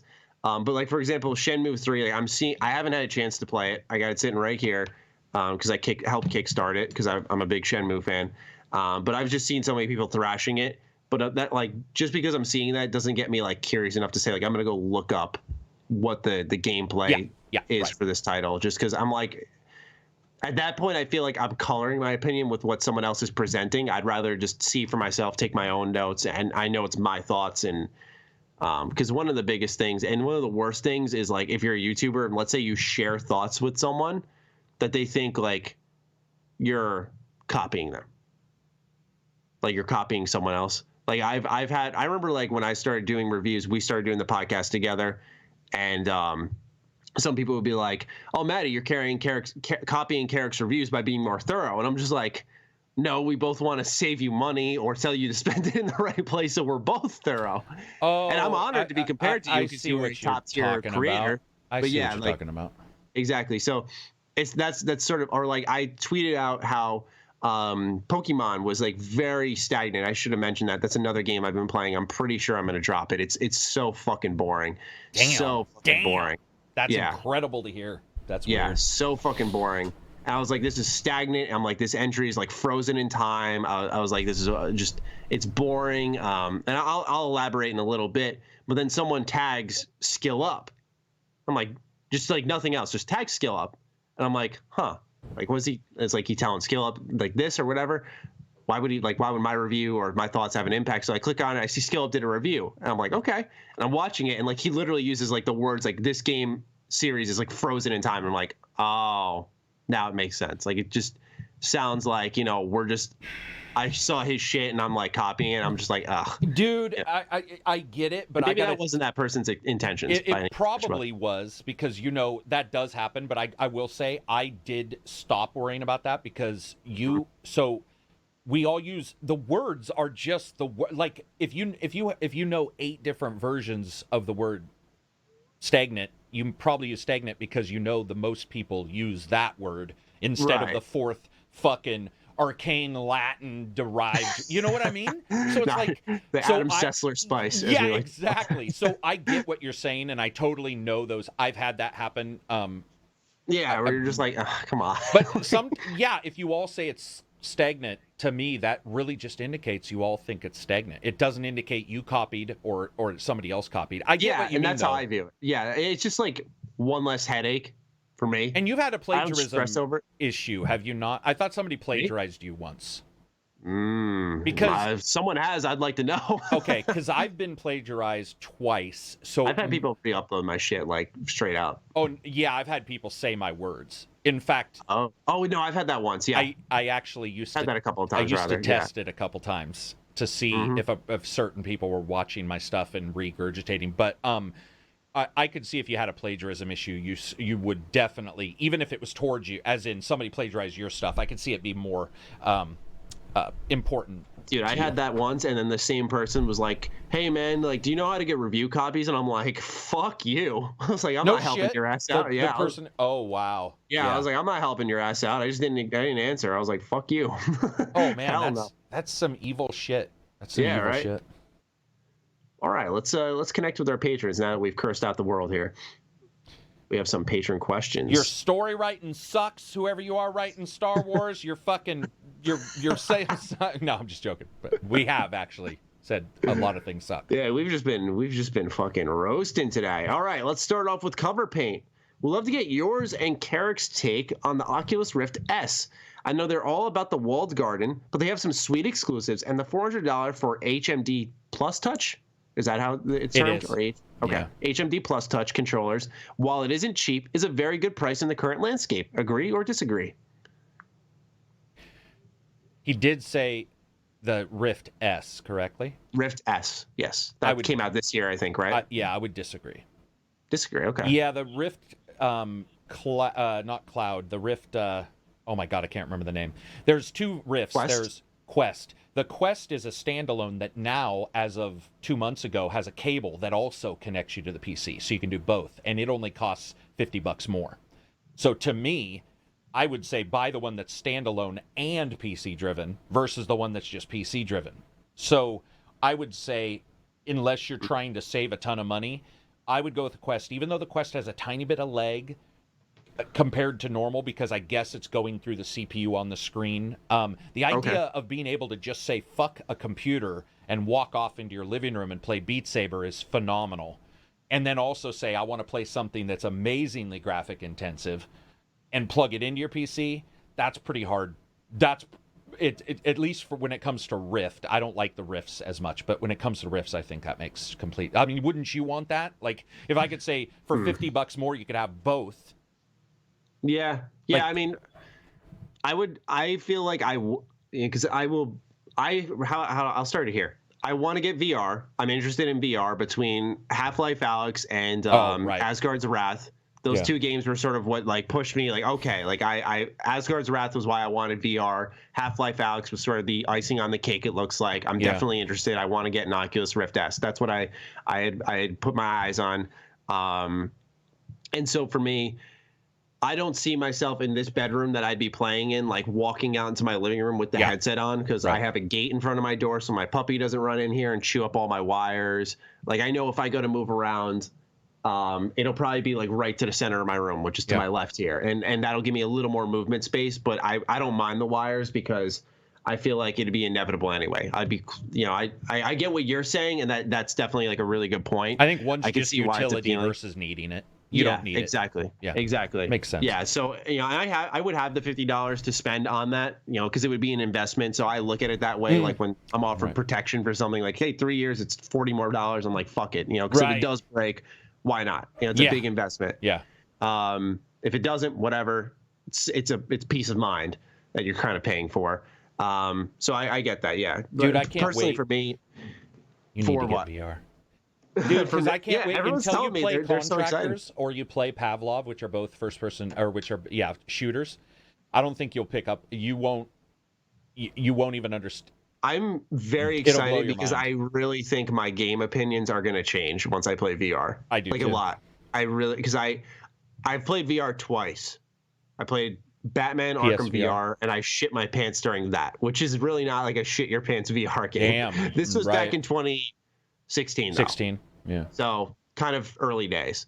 But I tested it then, and I think it was also because I was surprised how, like, for that 20-minute period I played, like, the story was pretty intense. Like, you saw, I think, good story in that. Nightwing or whatever dies, and you're like, holy shit. And what happens at the end of that? You're just like, whoa, what's going on? Yeah, like, you watch his death replay, and you're like, oh, my God. Like, so, yeah, I remember, like, standing next to someone from Rocksteady, like, cursing my brains out, and I apologized afterwards. Oh, okay. So I was like, holy shit. I just kept doing that.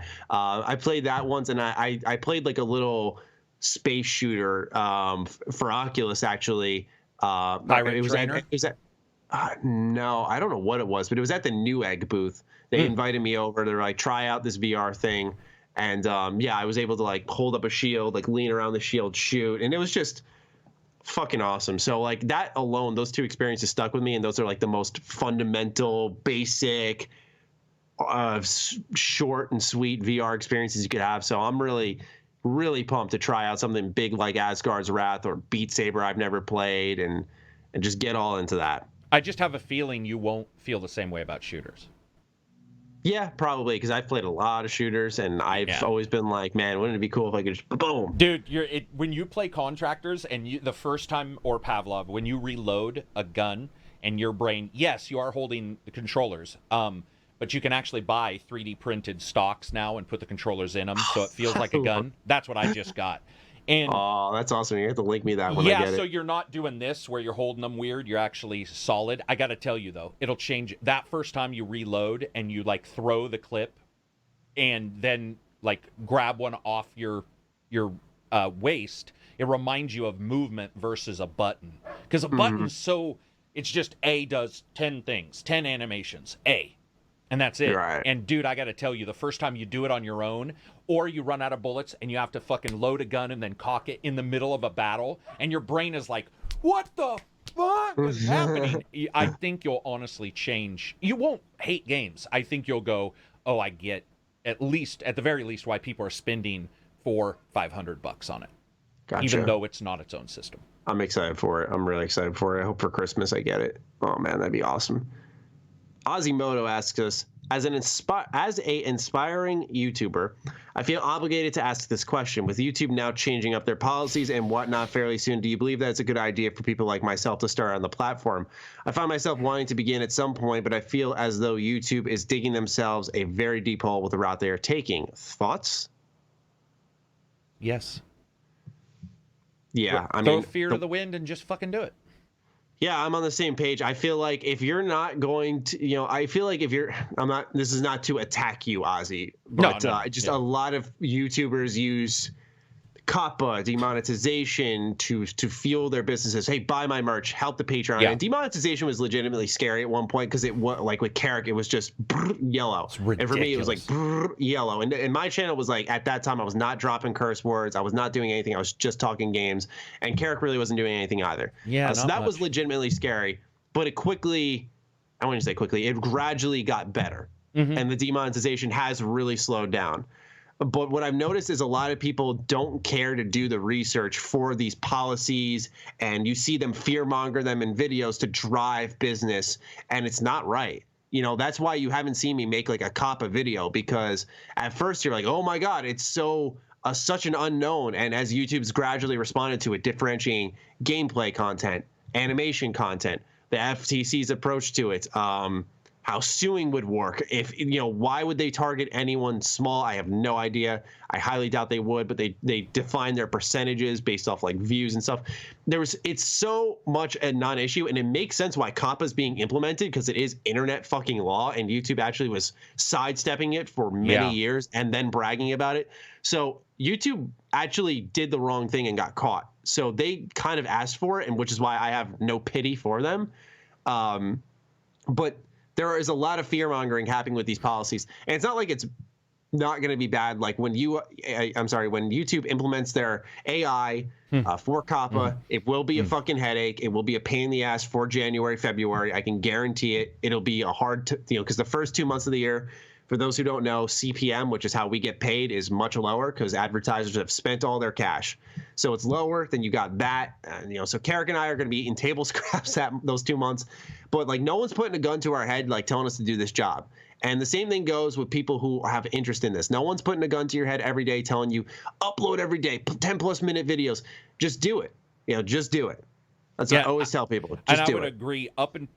I would agree. The reason why I haven't done it is because I also don't know. We've talked about it on podcasts because you're asked. But with that in particular, you'll see me do a video when I'm affected or one of you guys is that I know. So I was affected by the verification, even though we had been warned that there was some shit going on. But only when I did the videos when they were like, we're removing it for sure, and I realized that would affect reviews. I usually wait as well. Unless something big happens. I agree. I waited till after demonetization for about a week before I said anything. Yeah, I waited too because I didn't even really know I was being demonetized until I looked, which I will say, if you do start a channel, the most important thing, never follow anything I've ever done, which is like uploading and then blissfully go away and not check the next day. Because you could have a video, and they're going to get demonetized late or earlier, not later. What I mean by that is, if you're going to get demonetized, most likely, depending on the reason, you're going to get demonetized fairly quickly. You can get demonetized later, but for me, man, it was like, well, what happened was I would upload it and breathe that sigh of relief, like we do, right? You're like, I'm done. I can blah, blah, blah, go off. And then I'd go merrily on my way, come back 24 hours later, and that fucker had been demonetized for 23 hours. Yeah. So I would say do it, stay on top of things, but do it and don't let fear hold you back, because fear is going to stop you. Why not just do it? Just don't expect. He sounded a little bit like a business thing. Don't do YouTube or Twitch expecting to make it a business, because it's. You'll never. I've never seen someone hop in like, I'm going to get paid and actually get paid. At least not for what a while. That's what I'm saying. You'll get paid eventually. Or two. Yeah, dude. You have to have. How long do you have to go now for the monetization anyway? It's 10,000 subscribers, isn't it? Yeah. So it's really high. Remember when it was 1,000 and you were like, and that was like the biggest ceiling of all time. Yeah, and you're just like, how am I ever going to get there? And I'll say this much: growing and having subs stick, because of the way the internet's working now. Oh, for sure. Having subs come in and actually. Not even subs come in. I'm sorry, viewers coming in and subscribing is really fucking hard. Yeah. Like, okay, I'm friends with Dash Star. For those who don't know, he used to do a lot of Star Wars content, and he opened up a bunch of other channels. One of them was called Game Lore Dash, and what he's been doing lately is a ton of Diablo 4 videos, and they like all do stupidly well. Now he went from 2K subs to 10K subs, which is awesome. I'm thrilled for him, because he's one of those guys that I respect a lot, because he does experiment quite a bit. He chases his ambitions down, he chases his goals down, and I think he gets properly rewarded for that, because he did like Avengers stuff that worked. Like, he's always just kind of shifting with the industry. It's a really awesome feat of his. But in the scheme of things, he has videos like multi-100,000 views, 100,000 views, and he only got an 8K sub bump, which in the scheme of things, I remember when I was obtaining that view count, and that's not saying my content was better. My content was far fucking worse, by the way. when I was doing Fallout 4 videos and I got like a 10K sub bump in like a fucking night. Yep. And like, it's just, the internet's very different now. So it's hard to grow those subs, which is why, you know, everyone has no issue walking into YouTube being like, I'm here to make money. It's like, go into it because you like it, because you will get frustrated as fuck if you come in and just try to make some cash here. Yeah, frustrated. If you try to make any, because you simply can't until it becomes monetized anyway. And by then, and it takes a while. Yeah, and if you get to 10,000 or whatever you need, by the time you get there, you're gonna know automatically. It's like, I do have some. Because I would also say I've noticed as well when I would do a video and I'll look at the bump. Now again, we can't see real time bumps anymore, which fuck YouTube. Mm-hmm. That is the dumbest. Because that's how I knew if a video was catching on. Was watching subs, right? I watch my email, but that doesn't work the same. I'll get like 6 subs in the email and then 50 that aren't. But I would agree with you that subs are not as easily, there's too much offering out there. People are just imbibing and not hitting, even if you it's about serving a need. It is, yeah. It's pretty crazy now. Yeah, but like it was crazy to see at my size, like a 8,000 subscriber sub bump because of like the Outer Worlds and Fallout First at the same time. Like the channel was doing just stupidly well for a while, and I think I gained like, I think I went like 2 million plus views, and you know I pulled in 8K subs from that, which is or like 5K, something like that, which I'm not complaining about. Like, that was fantastic. But you expected to be higher.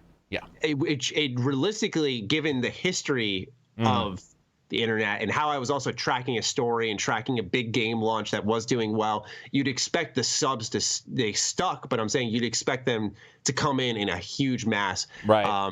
And maybe it's just the games I'm talking about. You know, who cares about Bethesda? Who cares about the Outer Worlds in the scheme of things? Are these big enough games that are like a Fortnite or something, which are worth subbing to? I just think depending on where you go, it is very hard to get these subs to stick. That's why I consider myself fortunate to be where I cover RPGs and I have like a good sized channel. I'm happy with that. And same with you. Like you review games, you have a great sized channel, and it's like, okay, like if I don't surpass 400,000 subs, I'll be a little bothered, but I won't like be super upset about it, you know. So it's one of those things. All right, Vault 101 guy asks us, I know this is reaching, but do you think Valve stepping back into Half-Life's universe may think about doing Half-Life 3. I know expectations are sky high, and I know they can't meet every expectation, so they are bound to disappoint some people, but it would be nice if they finish out or flesh out the story to completion. Well, they said this is in the full world. So yeah, like a full entry.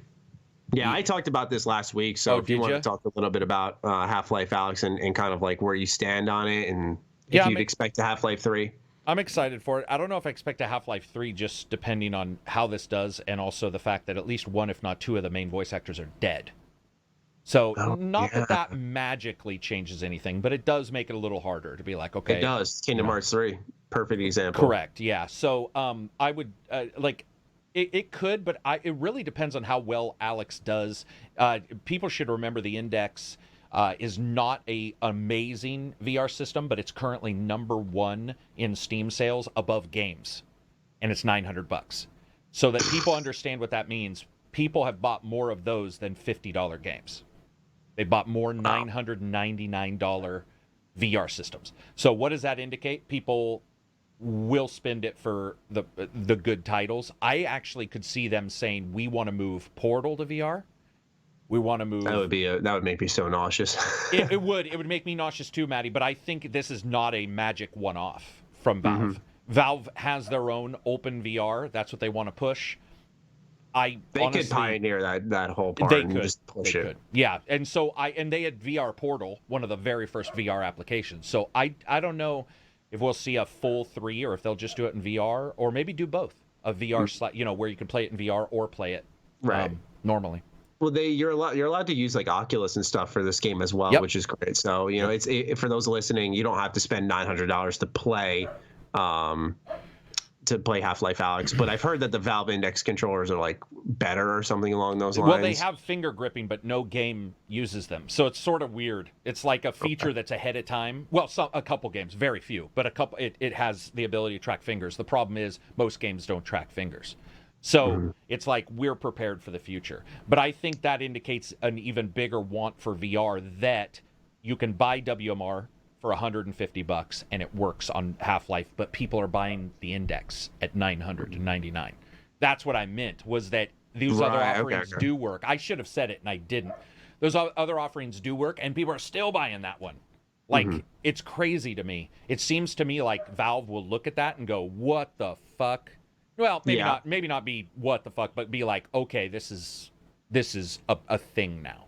It's exciting, but yet intimidating, rather, because you have 2 new consoles on the horizon, and now we're starting to see VR really hit a stride. True. Where it's like, oh, shit, like, where do you go now?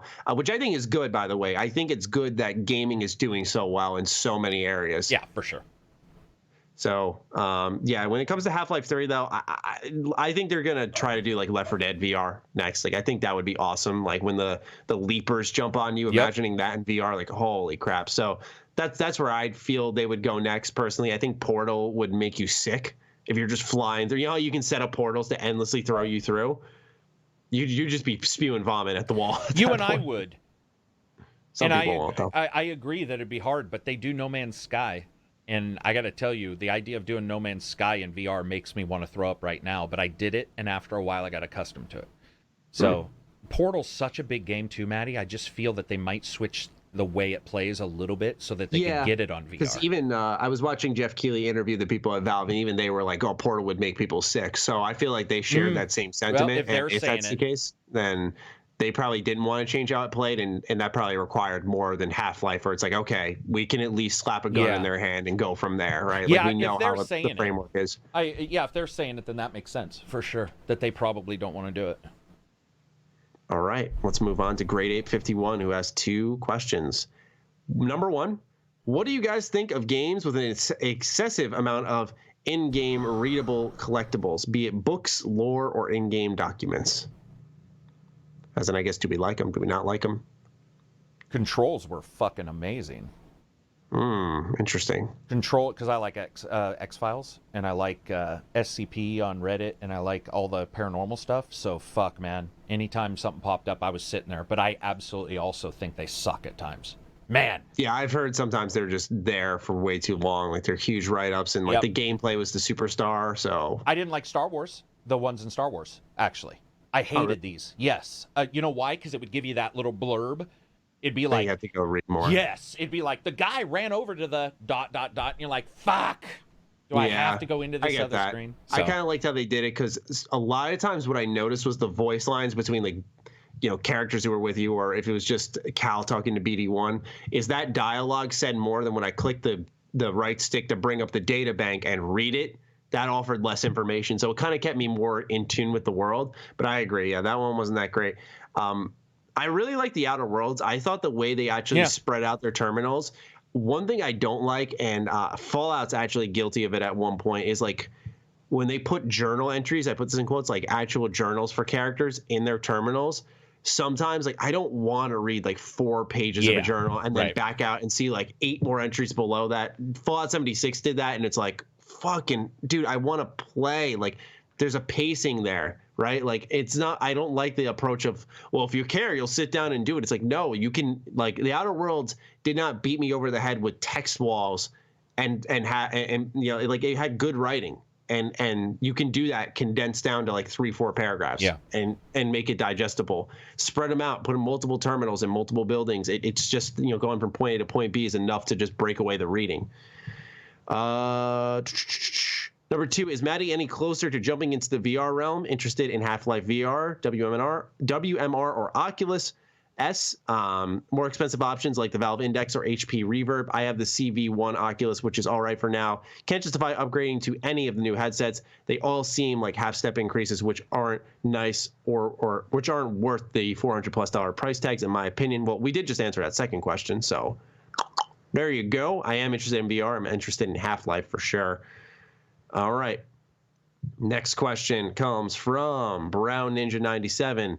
Hi, Maddie. I know this is pretty much impossible for someone in your position, but do you prefer to know everything about a game you are hyped about before it comes out, or do you like going in blind? I personally like knowing as little as possible And then he's the one who said this might be the first podcast of yours that I skip, or at least skip into the next topic. Start off with you, though. Do you like to go in blind? No. Remember, I'm the one who loves spoilers. You like to watch backwards. Yeah, I love. Yeah, exactly. You did pay attention during that discussion because I know you didn't like it. Yes, I do. It just blows my mind. It's not I don't like it. I'm just like, yeah, well, yeah, it doesn't make any sense. But yeah, I absolutely love to know everything. Surprises I don't feel more or less. I'm just like, okay. With games, do you know what I'm surprised by, dude? I'm surprised you mentioned it with Final Fantasy. So like you jump in and suddenly a character is like a fighting character and you didn't expect it. That's surprising, but I don't care as much as how it feels. So I think for games even more so, since the interactivity is what gets me, I just don't care about any spoilers. I care about like how, like, does it feel good? And to me, I can know about it beforehand. I think overall, I don't remember at least being mad about a spoiler. That's so crazy. Because you got mad about thumbnails, right? Yeah, Jedi Fallen Order. Jedi Fallen Order was really bad because like YouTubers are putting like really. I don't mean YouTubers like I'm naming one or two. And I'm not like giving names out though. I mean like YouTubers, like lots of fucking YouTubers, Twitch streamers are putting fucking gigantic clips out on Twitter. Like I don't know what it was with this game where people felt so fucking liberated to just thrash through the story and throw it up on everywhere, thumbnails, Twitter. Like it was insane. It was like a landmine going out there. And by the way, for perspective, as someone who covered a shit ton of Fallout 4 and Fallout 4 spoilers were going about, I managed to avoid spoilers for that game when it was at like its peak height of hype, but yet I could not avoid Fallen Order spoilers. I think that says a shit ton. I think people just like spoiling Star Wars because like I said, my infamous story is when I was reading the comments of the New York Mets, an article about them. Yeah. And I saw in the comments a spoiler for episode 7. And I was like, how in the motherfuck did someone put this here? Yeah. So for me personally, I don't like to go in fully blind because I feel like this gives the game almost a bump where because I didn't know about it, I'm like, whoa, wow. Right. Where if you go in slightly informed, I like to know what I'm going to be playing, right? Because I feel like nowadays games have developed into the developer expecting you to know certain aspects of the game, know what they're trying to do, because often the conversation will come up where, let's say you're playing Greedfall and you're saying they should have done, much prettier game, more choices, better combat, better animations, and it's like, is that the developer's fault or do you just not know this is a AA game? And that they can't fund that, right? And so I think that's why developers kind of expect consumers to, and they should inform themselves more before purchasing. But at the same time, there is a part of me that likes to go in as blind as possible. But I like to inform myself first. Like once I know if I'm interested in a game, like The Last of Us Part 2, saw the first trailer, I was like, okay, I don't care anymore. I'm interested. I'm going to buy this game. Don't need to see anything. Final Fantasy VII Remake, I haven't watched anything since E3. What we just read today was the first write-up I've personally read in almost half a year now. So like I can black out on games pretty easily, and it's easier if I'm not covering them.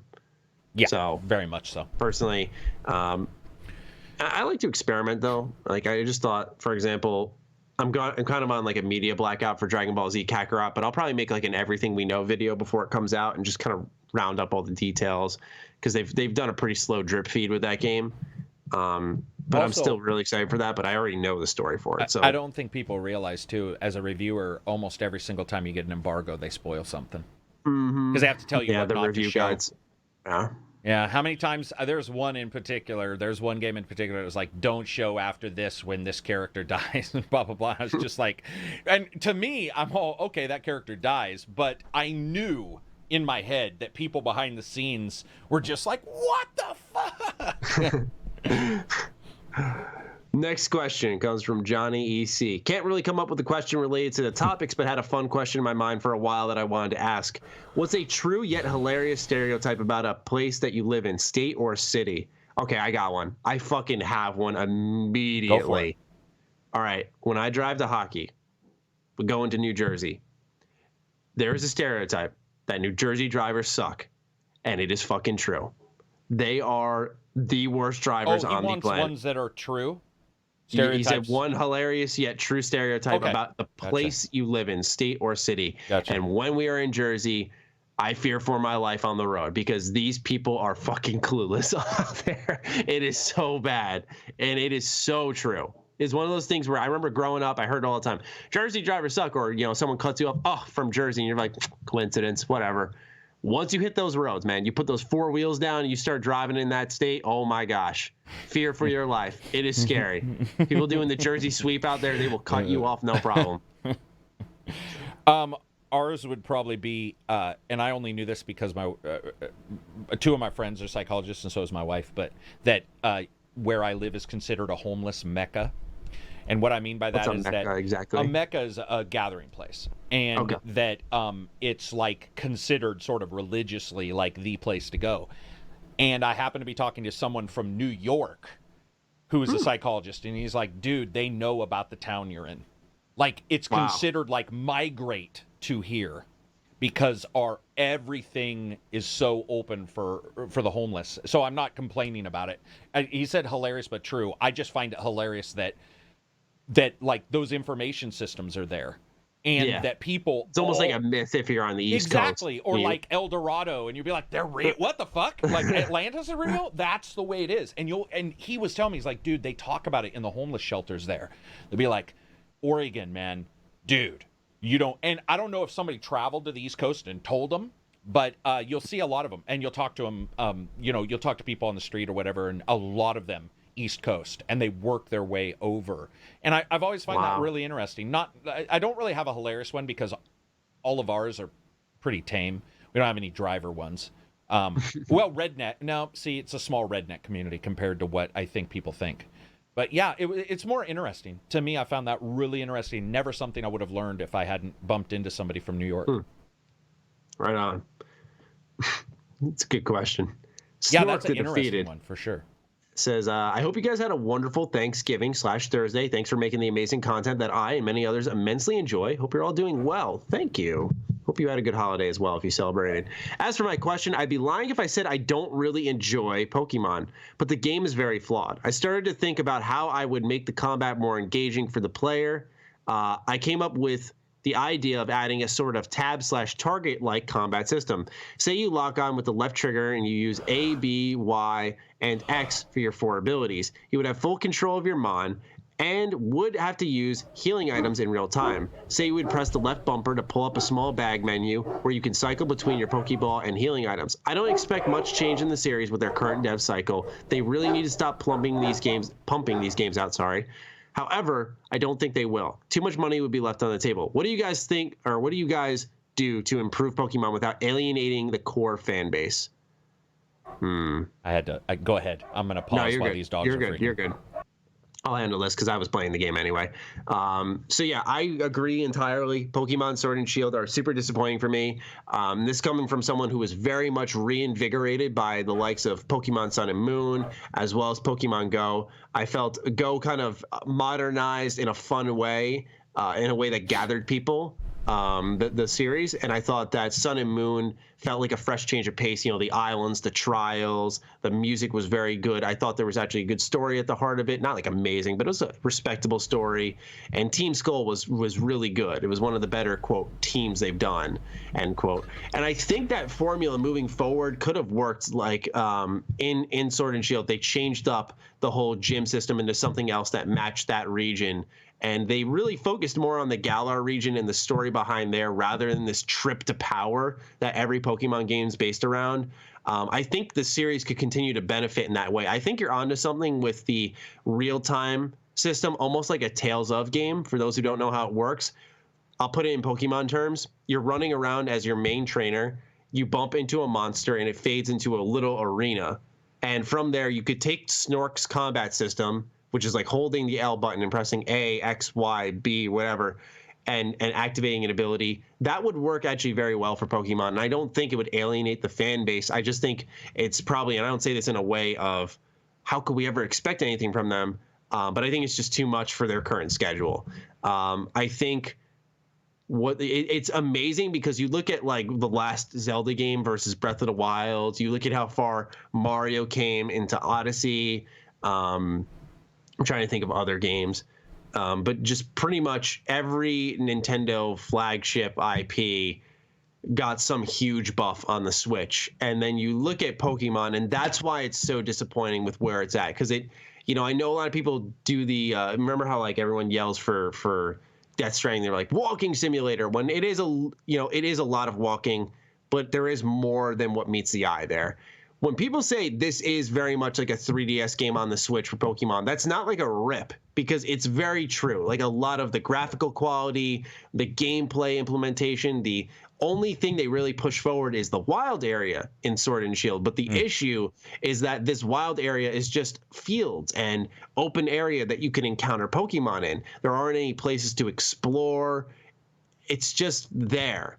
And it sometimes the FPS will drop. You'll see people kind of like popping in and out because there's like an internet connection there. So you'll see other, I'll put this in quotes, trainers playing online. Right. But it's almost like an MMO where you see them just fade in like right in front of you. You're like, where the fuck did you come from? You can do raids out there. And these raids are good to cut down grinding because you'll get what's called XP candy. And then you can use that candy. And they give you a lot of it to level up your Pokemon. So there isn't that much grinding, which is a great change of pace. They did a good job with limiting the grinding. But my counterpoint to that is, if the game its best innovations are avoiding the redundancy of its own combat, there should be a change to the combat. Yeah. If those are its most major changes. And I like the whole super effective combat system, but I've gotten tired of like just picking the weakness, going to a gym and just shredding people and calling it a day. I think they need to implement like more team battles where you can like, when a battle starts, you choose which Pokemon comes out first. I think they need to implement more than 4 abilities on the Pokemon. I think they need to up the action a little bit more, or add an action combat system on top of the tactical system.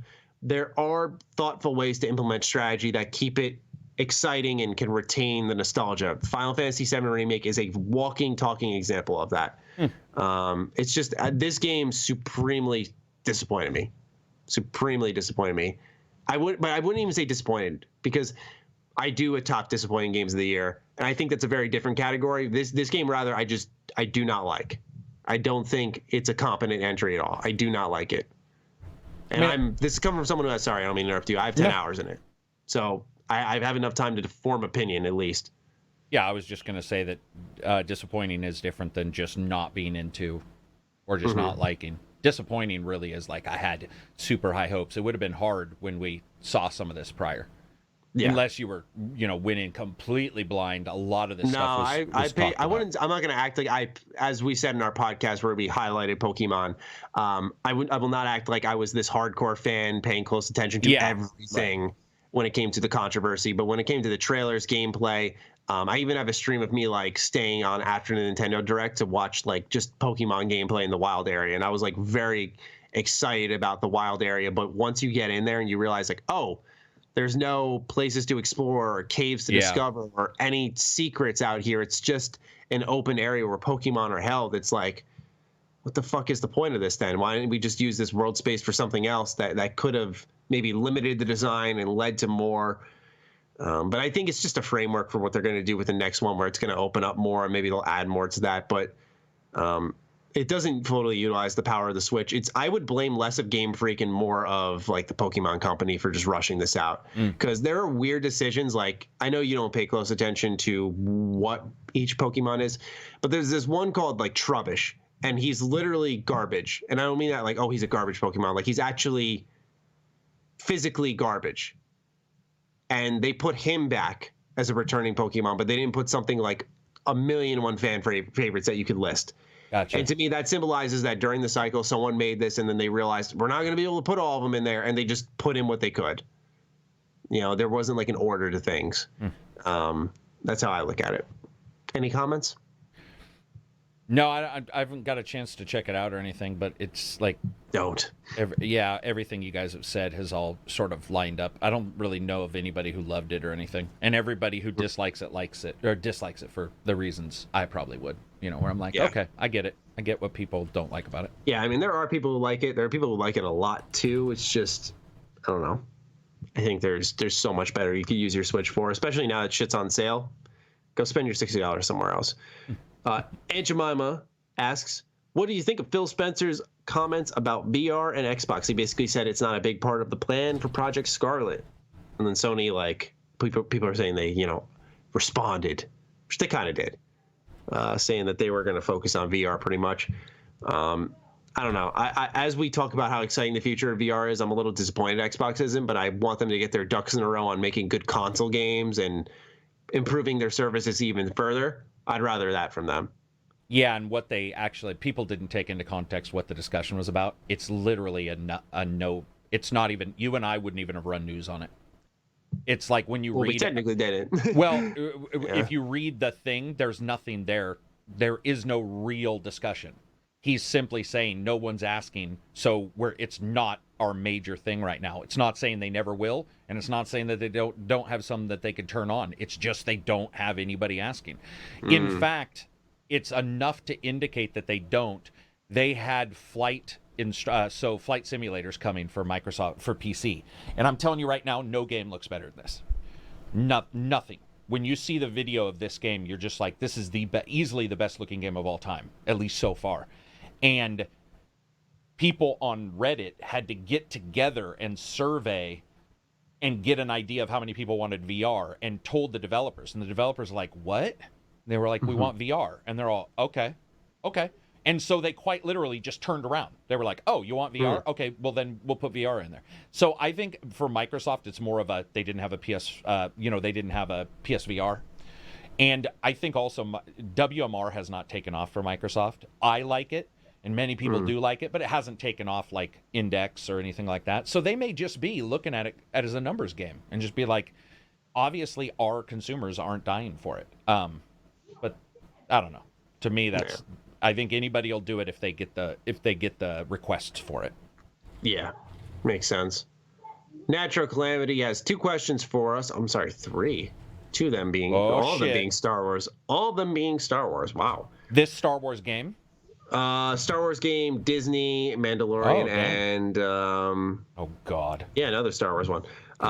With the recently released Star Wars Jedi Fallen Order, what other type of characters do you want to see with that similar gameplay? What other types of stories? My answer is not creative, and it probably is the same as you. Just Sith. Would love to see a Sith game with a similar combat system. Because the animations were very visceral, where it could pass off for Sith as well. I would like to see a lot of stuff fixed. I felt that the controls are not... The controls in that game, there's a lot of issues. There's a lot of missing animation frames and stuff I'd like to see fixed. But overall, I would say Sith, there's some probably. Stuff tech-wise that I would like to see improved too. Do you think Disney will take the route of Netflix and so many other providers and make more of their shows like Mandalorian, or feed off the nostalgia more than anything? I don't know what that means. Let me reread it. Do you think Disney will take the route of Netflix and so many other providers, like Hulu or whatever, right, and make more of their own shows like Mandalorian? So I don't know why he didn't just use Disney Plus as an example, because Disney Plus does that with the Mandalorian, or feed off nostalgia more than anything. So I guess he's just asking in a complicated way, are they going to make more original shows for their streaming service like Netflix did? Yeah. Yeah, I think so. Yeah, I think that's already confirmed. Did you like Agents of S.H.I.E.L.D.? No. Did you know that it's the #1 show on Disney? Or was prior to Mandalorian being shown? It was the #1 show. Isn't that crazy? Funny. Yeah, it's crazy what people like. I love it, but I get why you don't like it. I remember 2 things I remember, actually. I used to watch it, and it was okay, and then I just ended up just being like, this is not good, in my opinion. And I remember you and I having a conversation. I think it was like the only time I think I saw you look pissed at me. We were talking about the show, and I had said, this show is absolute fucking garbage. And I was like, you started talking about how you liked it. And then I kind of rolled back my statement a little bit. I was like, well, I don't think it's that bad or something along those lines. And you're like, well, what the fuck do you mean? Because you just called it flaming hot garbage just a second ago. And like you were so like you were just so straight on with me. And... Oh, that is exactly how I deal with things. No, I was just surprised. But I mean, isn't that what we think though? That they will continue like. Absolutely. They're all, because they want that. I mean, Amazon's spending a ton for Lord of the Rings, but they had to buy the IP and all that stuff. If one of these guys can knock it out of the park with original stuff, I'm sure they will. Disney included. Disney's got Marvel, Star Wars. They're fine. They're going to make original shit for sure. Last question from Natural Calamity is, do you see Star Wars as a franchise including more alien heroes or Jedi to the fold? More alien heroes or Jedi to the fold. Yeah. Heroes / Jedi, if you will. He said or, but I don't know. Heroes / Jedi. Like, so I guess he's talking about like Ahsoka. Yeah, that's what. Yeah, or like a Chewbacca, even though that would be. There you go. That's actually a better example. That's a more recognizable one. Through the entire show, it's just, you're like, he's just. I have no clue what's happening right now. That's the show I want to make, by the way. Yeah. There's no need for good writing. Just have him stumble his way through the whole story and just have retorts. Yeah. I think the only thing with aliens don't like. Have you ever noticed with TV shows, if a guy looks weird or a guy has like a weird power, they do spend 99% of that time looking like a human, and I think that's just because that's what works for humans. They want to watch humans overall. So I don't know if you'll see like. I'm trying to think if you'd see an entire TV show based around an alien. It depends on how fucked up they looked. I think you have to make them look somewhat relatable. Otherwise, a lot of people just aren't going to buy into it. I think people would buy into it because, like, Alita Battle Angel did really well. And actually, no, she was more human looking. She just had like really big eyes. Yeah, creepy big eyes, by the way. Yeah, like, I can't make my eyes that big. Yeah, I wish I could. Yeah, I think people could like be interested in a alien focused movie. But how? No TV show. He was saying. Did he say TV show only? I thought he did. Do you see Star Wars as a franchise, including more alien heroes? Or I guess we were technically both wrong. It's just as a whole. As a whole, yeah, you're right though. Yeah. A 2-hour movie, I think, is way easier than like 24 episodes of watching an alien that like doesn't have the same facial, structures and is difficult. What would you like to see? What's an alien race that you would? Is there any in Star Wars that you're a big fan, even if it's from the old movies and stuff, that you're a fan of? I'm trying to think because I always have like the I don't know if it's Twi'lek or Twi'lek. I think it's Twi'lek. I think that's the pronunciation. Yeah. Like I obviously that's what Ahsoka is. I've always liked those, and this is before even Ahsoka. Like even though he was such a side character, I had his action figure. I like Kit Fisto, the guy with the green. Yeah. I like with the lightsaber. I just liked him. I thought he looked cool. Obviously Mission Veo from KOTOR. So I've always liked those. I would like to see more of that. I'm sure there are so many parts of the Star Wars lore I'm currently overlooking that's just not coming to my head right now. Because there's other characters that I wish got explored more. Like in comics, I read one about Captain Phasma, and it was really interesting. Right. So there's just characters I'd like to see more of in general, which is where I think Star Wars should address first. But yeah, what about the Cathar, the cat? I was never a fan of them. Like Juhani? Juhani, right? Yeah, she's in number 1 or 2. She's in 1. Is she in 1? Yeah. I just was not a fan of that race. I think that's the thing with Star Wars for me, dude. Is like a lot of the races that are bipedal, even slightly human, they don't really speak to me. Twi'lek do. Mm-hmm. They're fine. At some point, you get like the big lizard-looking dudes. They're not really that cool. I didn't like the cat ones. I'm trying to think. There's Greedos. What about the little dude? You've seen the originals, right? Yeah. Some people haven't. I couldn't remember. Yeah, no, I know. Han Solo has the secondary guy with the big black eyes. And he flies the Millennium Falcon during the attack on the Return of the Jedi. I don't know what you're talking about. And I know this is going to sound bad, but they even said his stereotype is supposed to be slightly Spanish, slightly like a Mexican Spanish. I don't know any other way to say it. That I love him I don't know why, but I think his name's like Nien Nub or something like that. Yeah, and when like the Millennium Falcon loses its radar dish at the end of that third movie, and he's like, bah, bah, bah, Right. and he has this. I love that guy. Like I would watch. I wouldn't know what he said. I would just love him to be running around with his big eyes, just doing shit. I really like that guy. So, what about the Wookiees? I've never been a big fan. I think the thing is you can't have like a Wookiee story of them all like yelling and stuff, because like even in KOTOR, I love KOTOR, but when you're on Kashyyyk, you got to go through like 3 hours of like talking with all of these Wookiees and like like always you're like, okay, all right, like I'm just gonna read the text and click as soon as it's done. Yeah.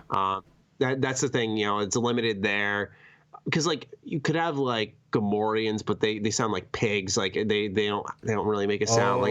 I just feel like a lot of them are kind of reserved as interesting enemy groups that you could you can make a really cool Star Wars gang show, like Gang Wars of some kind.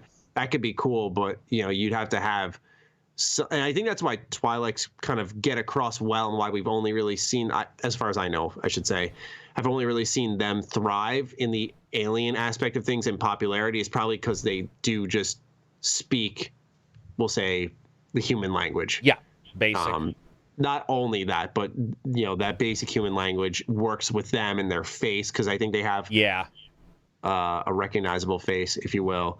So yeah, maybe you were. Yeah, I think you were on the nose right from the start. Now that we kind of dissected that a little bit more. Last question of the show comes from Empty and Made, unrelated. What's something from Star Wars, the franchise in general, you'd like to see, excluding obviously KOTOR remasters or a new KOTOR, because we all want those. A lot of Star Wars questions this week. A lot of them, man. Like none of the news, obviously, as we know by now, was Star Wars, and I put the news in there, and everyone just poured it on with Star Wars and VR. It's crazy.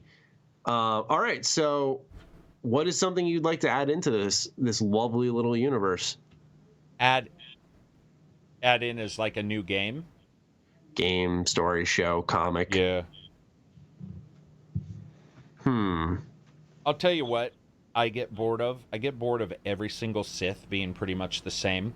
Other than KOTOR 1 and KOTOR 2, their Sith were pretty cool. I can't remember the dude who looked like a fucking ghost in number 2 with his mask, and he didn't even talk. Nihilus. Yeah. Which isn't that also the name of a Mass Effect bad guy? Anyway, I think so. Yeah, it is. I think it's Nihilus. But I think the Sith are tragically underrepresented in their uniqueness. I really think the Old Republic's the only one who does it right when you really think about it. I agree. In fact, even in KOTOR 1, when you're walking around at the tombs and you're reading like the little journals of Adenor, or these weird ones, and you're like, that sounds... Do you meet one of them during your Sith trial? Yeah, and I think they even really talked cool about some Sith were poisoners, which to me, that's dark. Poisoning is considered almost untouchable as like a subject, I know, for a lot of writers. As in the writer can't have a main character be a poisonous unless they're like the bad guys. But I would love to see Sith more. I think they're underrepresented. They're not very cool. They're sort of the same thing. I can fight well. Look at Darth Maul. He looked cool, but like that was it for me. He fought cool as well, but I was never interested in him, if that makes sense. I think they expand upon him in the Clone Wars show. I remember. And in a novel, they do. Yeah. And that's where I think a lot of people really fell in love. Obviously, during Phantom Menace, people were like, yeah, great fight scene. Right. But that was about as far as it went. Yeah, I don't want to piggyback you too hard, but like I wouldn't mind that at all. Obviously, like in the terms of games, I wouldn't mind a sequel, we'll say, to Republic Commando. I think that would translate well nowadays, just as a story alone.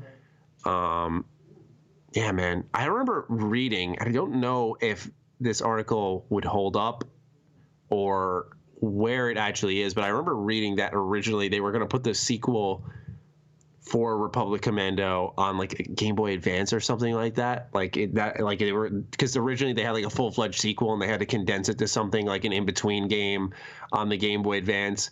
And like even they couldn't get that done, so that would have been really interesting to see what could have happened there. But I wouldn't mind that certainly happening. That's kind of like next on my list. I always go like KOTOR, Republic Commando.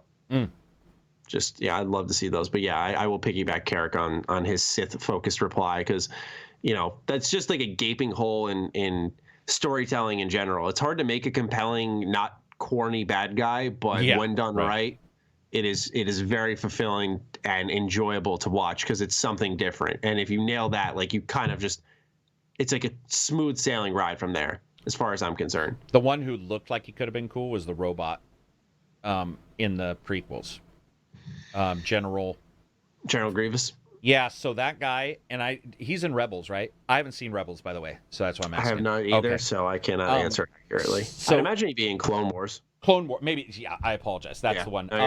So he opens up his robe or whatever, and he's got multiple Jedi light. Obviously, Jedi he's killed. To me, that did more for selling me than like Darth Maul did. I was like, oh my God, what's going on? But then he had the stupid cough. Like, it's a robot with a cough. And they didn't explain why that would be there. They were just like, he's got a cough. And you're all, none of this makes sense. But when he pulled that you realize that he's got other Jedi's weapons. And he's got 4 fucking arms. And he was trained. That, to me, was like, that dude is badass. And then, of course, I remember it was horrible. There was not the Clone Wars that we were talking about, like Darth Maul and stuff. There was a Clone Wars cartoon before this. I think it was like 2003. And I remember they had a really popular fight scene with General Grievous. And I think in that show, they really expanded upon him. I like that idea.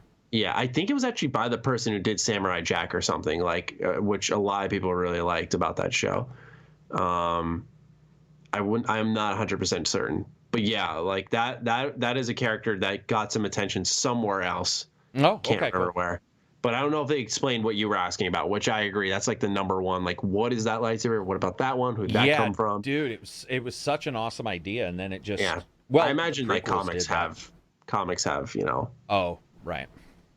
I'd say so. All right, Karak, that's our final question in our last section of the H.A.M Radio Podcast. We are free for the weekend. We're free men. I don't even know what I'm going to do. Oh, I guess I've got games to review. Now I know what I'm going to do. Damn it. Same.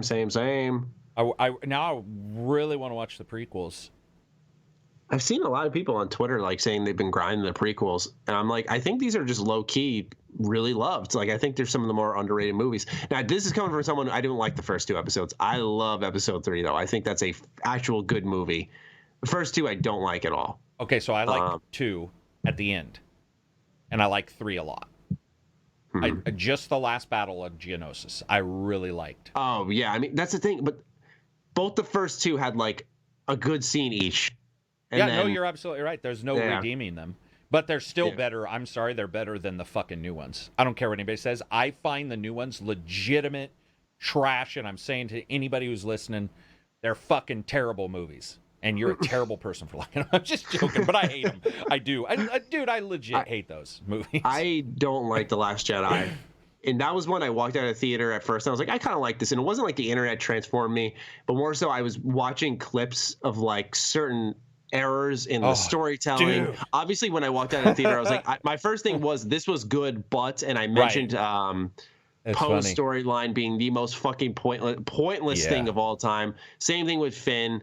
Fucking just should have. I like Finn as a character, but should have fucking killed him off at the end of episode 7, and just eliminated a character arc in episode 8 that felt forced and unnecessary, and there was no point. And the storytelling proved that the only one who had something interesting going on was Rey, and the connection between her and Kylo Ren was cool, but. Yeah, it's just been a real mess. And then episode 7 was really a good start as far as I'm concerned. It was a little safe. It was a little reminiscent of A New Hope. But I think Star Wars, a lot of people kind of put themselves in a time capsule. I think Star Wars really needed that at that point in time because we hadn't seen new movies in a while. And from a gaming perspective, everyone was like, Star Wars really fucking sucks now. Like, we need just something respectable outside of like a Rogue One, which I think came out afterwards. It did. Yeah, it did. It did? Okay, yeah, sorry. So I have my timeline a little mixed up. But I think people forget what things were like when Force Awakens was about to come out, where it was like, wow, it's exciting to be about, hype for Star Wars again. And to finally get something that I thought was decent. was nice, but then it just kind of quickly fell apart. Like Last Jedi dropped, and I don't think Rise of the Skywalker is going to be that good either. I didn't love the first one, but I certainly liked it more than the Last Jedi. That fucking movie. Last Jedi sucked. Dude, it was so painful. I was going to say about the third one, though, the prequels. I admit none of them can act. Even I'm not really a big Ewan McGregor fan, even. But that last scene, the fight and just some of the stuff, I have the high ground, whatever. But overall, I thought that was actually really enjoyable. It's just a fun movie. It was a fun movie. It's a fun movie. Yeah, I think the opening's good. The middle kind of stumbles a little bit, but the last 45 minutes is just fucking amazing. What happens it's at so the fun. opening of that? Oh, he chops off Dooku's hands, right? Yeah, he chops off his head. Wait. With his lightsaber and Anakin's. Yes, that's what happens. He chops off his hands and him. then chops off his head because the Emperor. Oh yeah, he cuts off his arm to get his. Yeah. Yeah. Doesn't the Emperor whisper to him like he can't be left alive? That was the. Do it. Do it, Anakin. Yeah, do it. Do it. He's such a jackass. I know. All right, Karak. Now we need to let people know what they can send us if they completed this episode, whether it be in the comments, whether it be on Twitter at G27status, at Jeremy Penter. Let us know. We have a hashtag. Just go Sith. Yeah, go Sith. Yeah. Go Sith. Yeah, seriously. Let's see what people say. You got this deep. Let us know what you thought of the show. Any feedback, we're more than open to it. And we'll catch you guys next week with episode 231. Any final words, Karak? Negative. That's all right. Are you sure? Go Sith. Yeah, no, we're good. We're good. That all right. fulfills me. All right, cool. We'll talk to you guys next week. Peace out. Peace out.